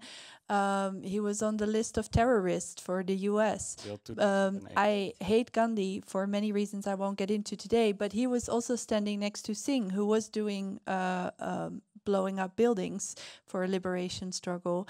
And there's so many examples. So I think actually having conversations with people who don't get it is a good way of testing your historical knowledge. But then at the same time, I see a lot that people are scared to be in a bubble of resistance. And I think in the Netherlands, that's really hard because we will bump into liberal shit also in our bubble. We will bump into a capitalist shit also in our bubble. We will bump into many differences in that bubble. And I think actually we need to be, there's a saying of like, ga niet preken voor de eigen parochie, preaching for the choir. But why do churches preach every Sunday? Is because when they listen, then they go out in society and have their influence. So you do need to preach to the people that you know. We are here with people who all think that ecocide and genocide should stop. Should we not come together? That's what they would like, because then we could never gain the real power of understanding the crisis and finding each other to do meaningful things together. So also don't be too scared. You will be accused of retreating in your bubble. But I think my first years as an activist were very lonely because people started dropping out because they didn't like the confrontation with themselves of how they had gotten accustomed to injustice as usual. Thank you. Thank you. I saw two more hands, one here, one there. So Yeah, I think you were first. And just another one, I like to invoke the Dutch resistance because it was also a resistance movement and it's a homegrown resistance. So that works. Go ahead. I have a question for Chuka because I wonder, I loved your perspective. Thank you for that. I'm a fashion teacher and I am studying climate psychology and behavior change. It feels lonely for me sometimes because I see very less diversity and inclusion in the sustainable field. And there's a pin drop silence also about the ecocide in Palestine. How do you deal with that? Do you know what do you understand what I mean by that, and can we make it more diverse and inclusive? Well, one of the things I do is I tend to be very realistic with myself. I totally understand where I am. I am in the Western world. You have to understand that a lot of people in the West, all that they know is this culture of convenience. It's this way of life, and this way of life that is protected by might, by sword, by propaganda. Like if the Western world will trade and deal with the non-Western world fairly, a lot of what you know as Western way of life would change because it would crumble. Actually, they'll have to give up a lot. So it doesn't matter where you are, whether it's in medicine or in tech or in fashion.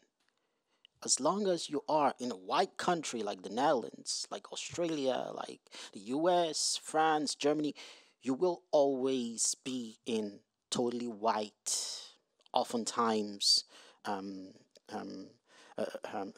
non-diverse circles. So I happen to be at a workplace right now where I'm one of the few black people there. When someone tries to bring up Palestine, oh no, we don't talk politics at work. Yeah, how do you separate politics from daily life? Politics is, they say we don't talk politics at work. So how do you separate politics from daily life? You can't. So one of the things I do is you have to know. I'm happy. I'm lucky to be one of the few people who exist without fear. I can say whatever I want to say. Damn the consequences. But yeah, oftentimes you also have to be.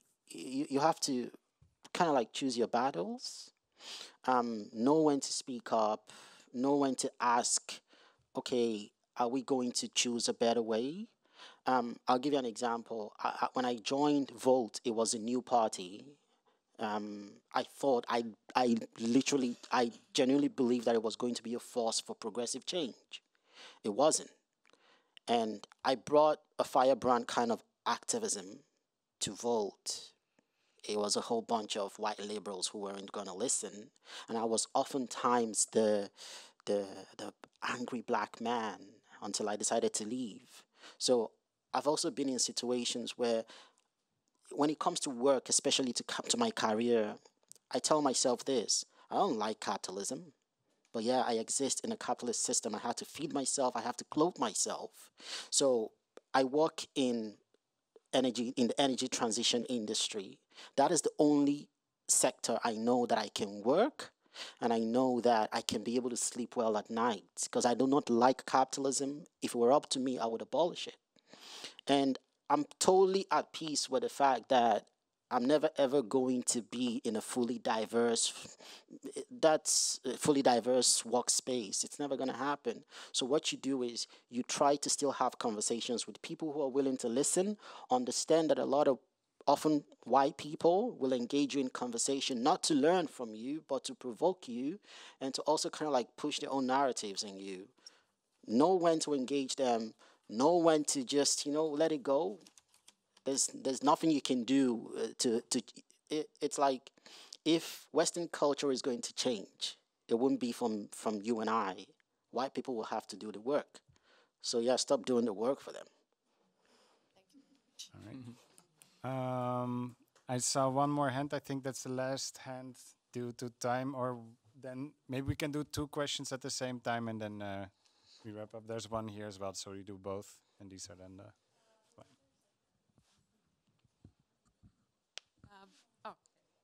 Thanks.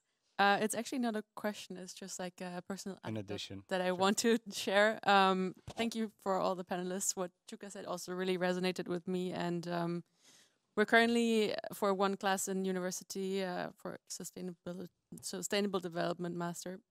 It's debatable if the title is actually fitting. Engaging with Pedagogy of the Oppressed by Paulo Freire, and we just had a course on it again today that we're organizing ourselves, actually. And I wanted to share something on violence because we talked about this a lot, and I just wanted to share 2 short quotes on that, if that's okay. I really recommend this book. It has changed my perspective on everything. So one is, yet it is paradoxical, though it may seem, precisely in the response of the oppressed to the violence of their oppressors, that a gesture of love may be found. Consciously or unconsciously, the act of rebellion by the oppressed, an act which is always or nearly always as violent as the initial violence of the oppressors, can initiate love, whereas the violence of the oppressors prevents the oppressed from being fully human. The response of the latter to this violence is grounded in the desire to pursue the right to be human. So I think this is very powerful, and we need to keep in mind that it's not violence for violence sake, but to fight for the right to be human. And the first chapter of this book really goes into this dynamic of oppressor and oppressed, and that the oppressors have lost their humanness and they are not the ones to be able to restore it, and that it is in the responsibility of the oppressed to remind the oppressors of their humanness. And then there's one other quote I wanted to share, that in order for the struggle to have meaning, the oppressors must not, in seeking to regain their humanity, which is a way to create it, become in turn oppressors of the oppressors, but rather restorers of the humanity of both.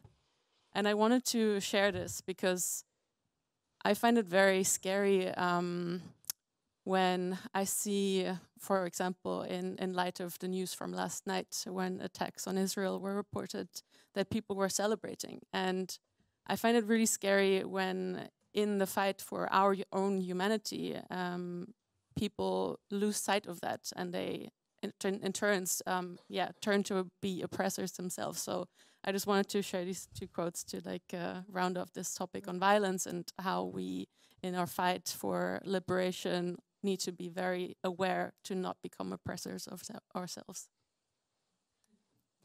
And if anybody would like to comment on that, just could you repeat the book title, because I missed it. I think it's Pedagogy of the Oppressed by Paulo Freire, and it's like €9. I really, really recommend this book. Thank you. And then reading it, I couldn't help but read what is happening with the genocide in Palestine, but also really reading it introspectively, where I am potentially an oppressor through my silence or inaction.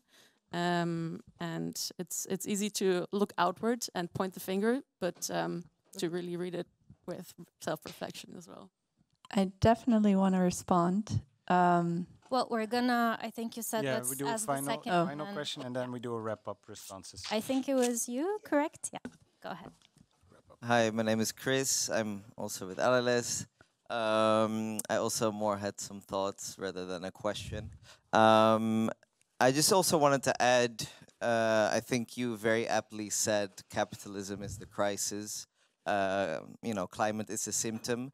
Just to build onto that, I also want to really emphasize, because the topic tonight was Palestine and militarism, that capitalism will not function at all without violence.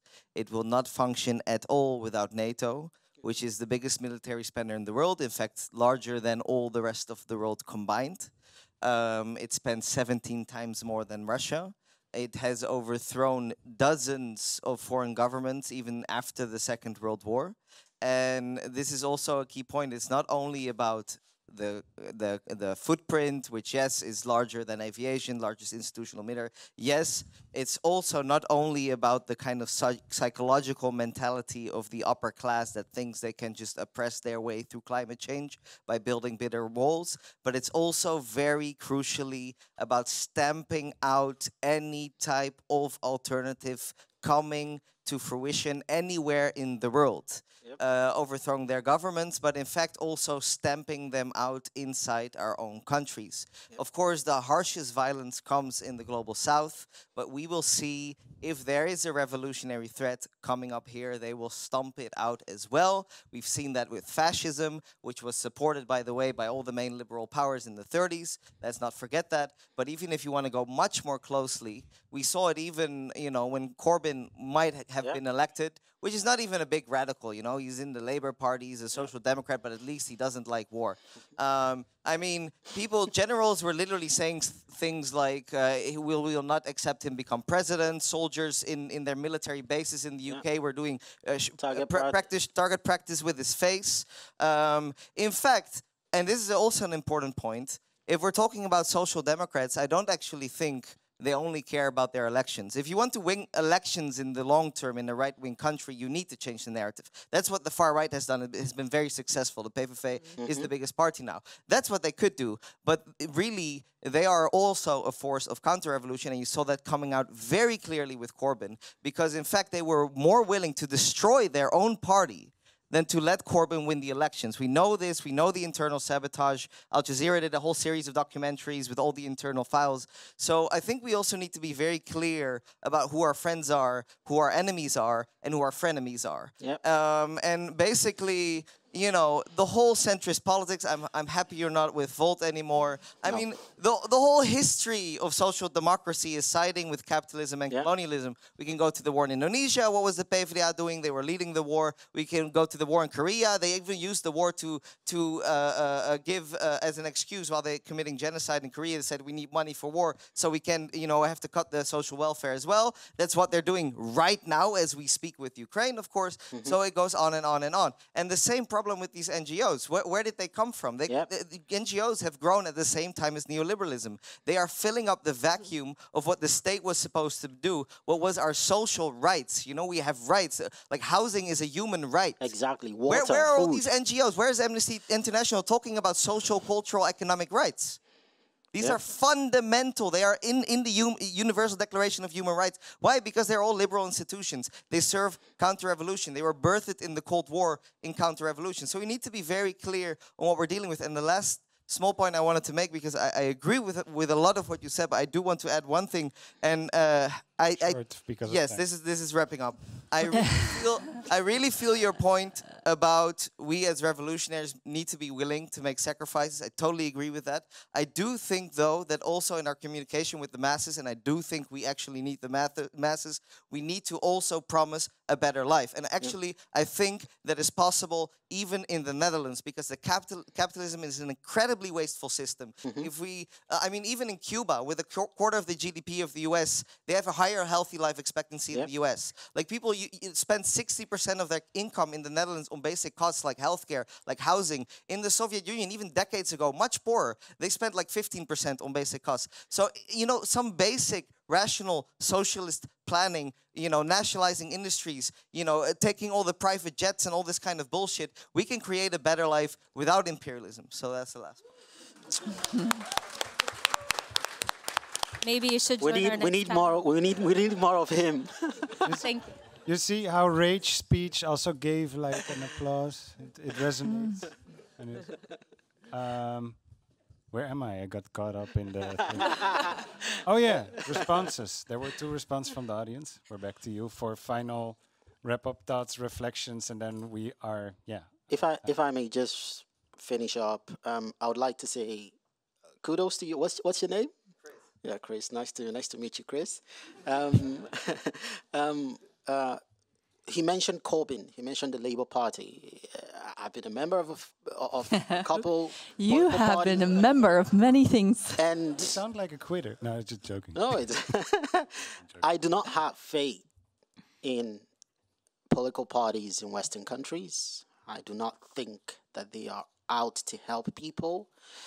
And that is why I'm happy for people who find themselves in political parties and want to make a change. You know, when someone tells me they want to change things from within, it's like one of my neighbors in New York who joined the NYPD because he thought he was going to make a change from within, and then he ended up being just another horrible cop. So the system eats you up. To say that you want to make a change from within means you're actually underestimating how powerful Western oppressive systems are. Everyone's trying to preserve the Western way of life. And I do not have faith in Western political parties. I do not have faith in their elections or whatever nonsense that is.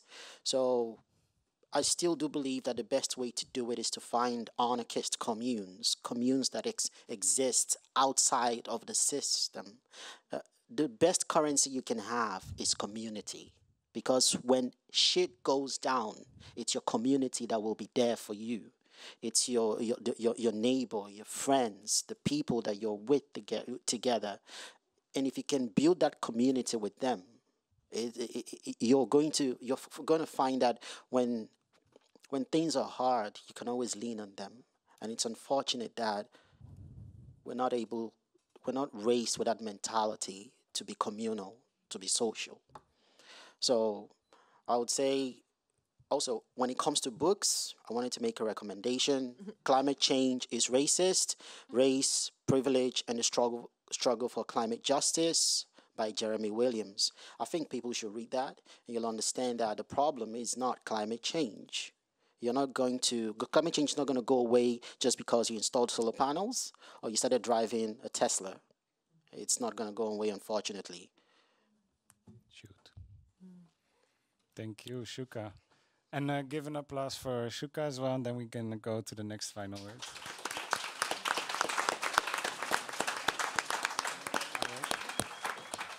Any of you have last words before we wrap up? Yeah. Yeah, I mean, I don't disagree. This, I have to admit. For the record, I don't believe that political parties will bring like true systemic change, and we need the work on the ground as well. But I still think that it's one way that might add to some change, and maybe also in the short run, for what it's worth. Thank you, and give it up for Sabine.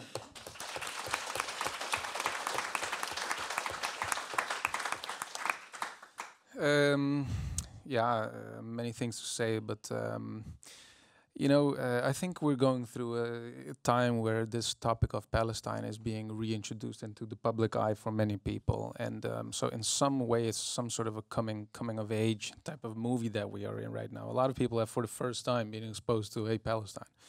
So you're going through that process of talking with your peers about this. Yeah, I just want to acknowledge that can be painful.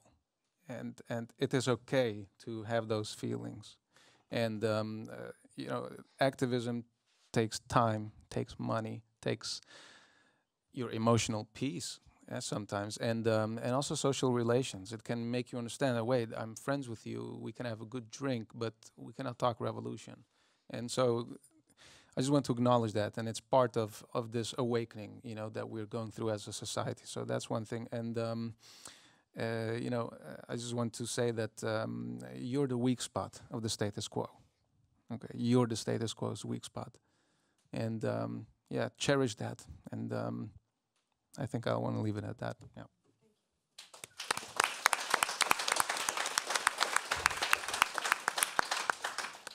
I still have a lot to say. So first, Hans, who has this been the first time to be at an event about climate and Palestine? So those are quite a few, so I'm happy to see that. I would like to also suggest to look up Palestine climate's session online that I did with XR in November last year. It's on YouTube. And we also talk about it because this has been a conversation for very long. And there are multiple things to look up. I want to also give a book suggestion. It's a book by Andreas Malm, White Skin, Black Fuel. And there's a lot in there because it is about fossil fascism, eco-fascism, and the ecology of the right. And it a lot of the time when we talk climate justice, it looks at the US. This actually really goes into the Netherlands, into the think tanks of Forum for Democracy, Polish fossil fascism. It also talks about how we got here with the colonial crisis, bringing us into the climate crisis. And one critical thing is techno-racism. Now, I want to, again, know by show of hands, has anybody heard of techno-racism before? So those are 3, 4, 5 hands, 6, 7. So I want to share one little bit because it takes us back to Beirut and it takes us back to Akka. So we know maybe that the age of oil has really been forged in the Second World War, where the public money went into developing the oil industry a lot, also the First World War. So the infrastructure was funded with public money, but then private companies came out of those wars and got rich. There's a history with coal as well. It is the history of colonization and the upper hand of warfare. So there's a term in warfare like being on the hill of a battle. You have the advantage of being kind of having the overview and coming down. What coal did for warfare was ships that charged a city weren't dependent on the wind if their cannons were going to hit their target. Coal manipulated the elements of the environment. So in 1840, the British commenced with using coal-powered ships as weapon as they commenced the bombardment of Beirut. Steamships give us great superiority, said commander on the vessel, Charles Napier. Then Napier proceeded to the decisive battle at the Palestinian port town of Akka. So the wind blew the ships, and the ships were at the mercy of the wind. But with the steamship followed orders at will and was able to dodge fire from the locals who defended the fortress. 2 entire regiments were annihilated, and every living creature within an area of 60,000 square yards ceased to exist. It bolstered an idea of military omnipotence. And in the book, you'll read a lot more about this idea of techno-racism, but there was a whole movement that said coal is an Englishman. It identified a national identity with this fossil fuel coal. Until this day, when we had apartheid in South Africa, it was the tanks fueled by Shell that were doing the damage. In every war, there is a fossil fuel. Now, we haven't even talked about the nuclear potential of Israel, because Israel is a nuclear just small interjection. Yeah. We can organize a part 2. So yes, we will. Fine. We will, because there's so much more to say. But they also never ratified the non-proliferation treaty. eso. They never ratified that either, and they've talked about turning Palestine into a crater like before they attacked. So we haven't even talked about the nuclear aspect, but we have touched, Chris, thank you for touching on NATO, that is in 2023 spent $1.34 trillion, 233 million metric tons of emissions, and just a shitload of industry of death. And they are in the business of increasing that. They want 126 billion expansion, that 2% NATO norm of all GDP going towards war. That is something really real happening in the Netherlands now, in Europe too. And if all of the NATO countries comply, it's game over for climate. It's already game over for climate stopping it, but this is about surviving it. How are we going to survive it through those changes? So this is a very terrifying time to live in. And not just should you be angry, but this is life at stake, for not just for Palestine, but for everyone, really. And the lady in the back mentioned Paulo Freire. I just also really want to invite you to read Decolonization is Not a Metaphor by Eve Tuck and Yang. They have some indigenous critique of Freire, of making the oppressor and the oppressed kind of opaque and non-concrete creatures that actually, from an indigenous point of view, has caused quite some damage as well. I have so much more to say. We can organize more evenings, so you have to choose one final thing, though. Yeah, I'm so I will. Like, so I would, here in the Netherlands, the peace movement is small. It is growing also with the Kromhout-kazerne. We're quite a mixed constellation. But in general, I felt for a long time the peace movement was also, besides small, quite wide and lacking decolonial articulations. I would like to name the Black Alliance for Peace in the US, and the Veterans Against War. It's where I find a lot of decolonial, anti-militarization, climate voices that kind of speak more to the type of reality that I also feel that we find ourselves in. So I would like to leave it at that, except for one more thing about Tom Middendorp, because Tom Middendorp is a general that has been named the climate general of the Netherlands. And he has even been invited to write in the XR book, Nu het nog kan, an essay on water scarcity. And Benjamin and I wrote an article for One World, how the only green thing about the army is their uniform. And that this Tom Middendorp that brands himself as a climate general is actually his biggest fears are refugees, radicals, and Russia. And we are the radicals. So what he wants to use his climate general politics for is eradicating refugees, radicals, and Russia. That's us. That's an attack on us. So really to be very aware that the security that the militarization is bringing is one that is killing us. That's the happy note to end on. And Tanya, for some final words from One State Collective. Yeah, definitely. I think just to close, I would like to say, well, before I go into the One State, just like fear is contagious, so is courage and hope. And I wasn't an activist. I think I only became one like a year ago, and not because I wanted to. It just happened. And I didn't used to speak up, but I noticed the more I spoke up, the more courage I felt, and the more I attracted people who not only wanted to speak as well, but had my back. So I would highly recommend just playing with it. If you haven't done it, just start with something small, because it really is contagious, just like fear is contagious. And we have the option always to choose. So those would be my final words before closing. Thank you.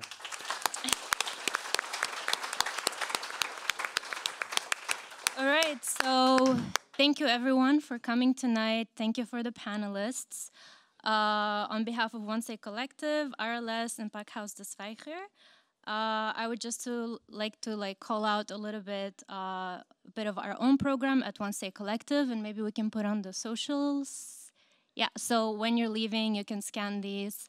So at One State Collective, like you mentioned, sounds like hard times are coming. So a year ago, we started organizing workshops at Barbario that really came from a need for community, which is what you were saying, Chuka, like really just mourning together, grieving together, making sense of things together. And we grew into an actual community, and now we have a whole program for 6 months of diverse workshops where we really focus on community building, resourcing. So that means the resources you need to process difficult feelings, but also go out into protest, do direct action. So really just like resourcing and grounding. And also we use art as activism, movement as activism, but it's really a space to process difficult emotions in community, but also organizing and mobilizing as a community. So if you follow us on Instagram, you can see our whole program. I think, Max, it's over to you. Some final closing words, and also another QR code is Stichting Arles. So one of the key topics that we focus on is reparations and reparations demands. We also have a manifesto on our website.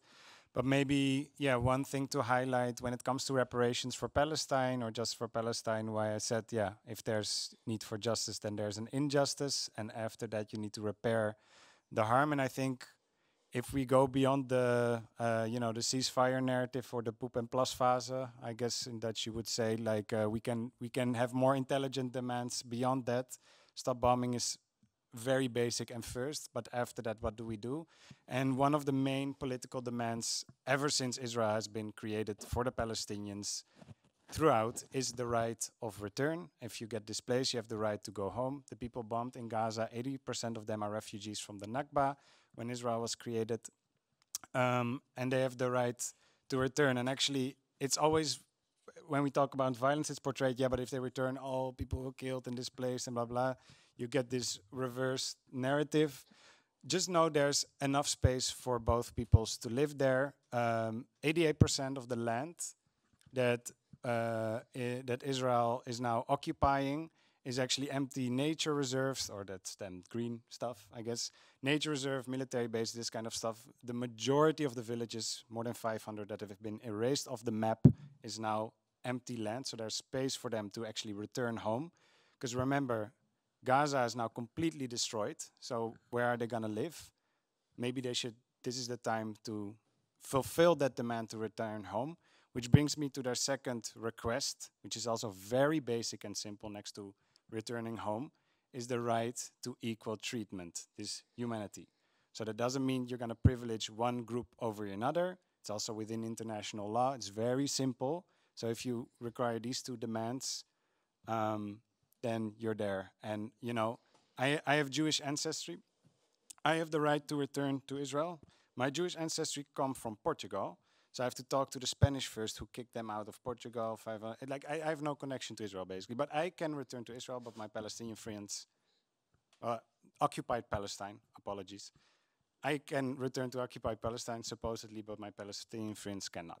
So if that makes you an anti-Semitist, something to stand against apartheid, to ask for human dignity and the right of return, then that's up to them. So does Israel have the right to exist? I don't know. Does apartheid? I don't think it does. No. I So don't think it's it it does. was a rhetorical question. Anyhow, so besides that, you can find the QR codes. The next, these are some of the statistics that were just mentioned. Some of the events that are coming up, maybe interesting in the Just for Palestine series, is we have the 1st of November. Actually, Chuka and I are going to present a poetry evening with the theme of resistance in all forms and shapes are welcome. For the rest, you can also leave a donation for Pakhuis Zwijger. As you can imagine, this is not a very profitable series. We're actually, a lot of the Zionist lobbies now try to target our funds to, pull out because of this series. So we're doing something good. Anyways, follow us. And some other events will be on the slides when you walk out, so you can keep an eye on the agenda. And 14th of October, we'll have an event on indigenous perspectives as well. So thank you all for coming, and an applause for yourself, and talk to each other.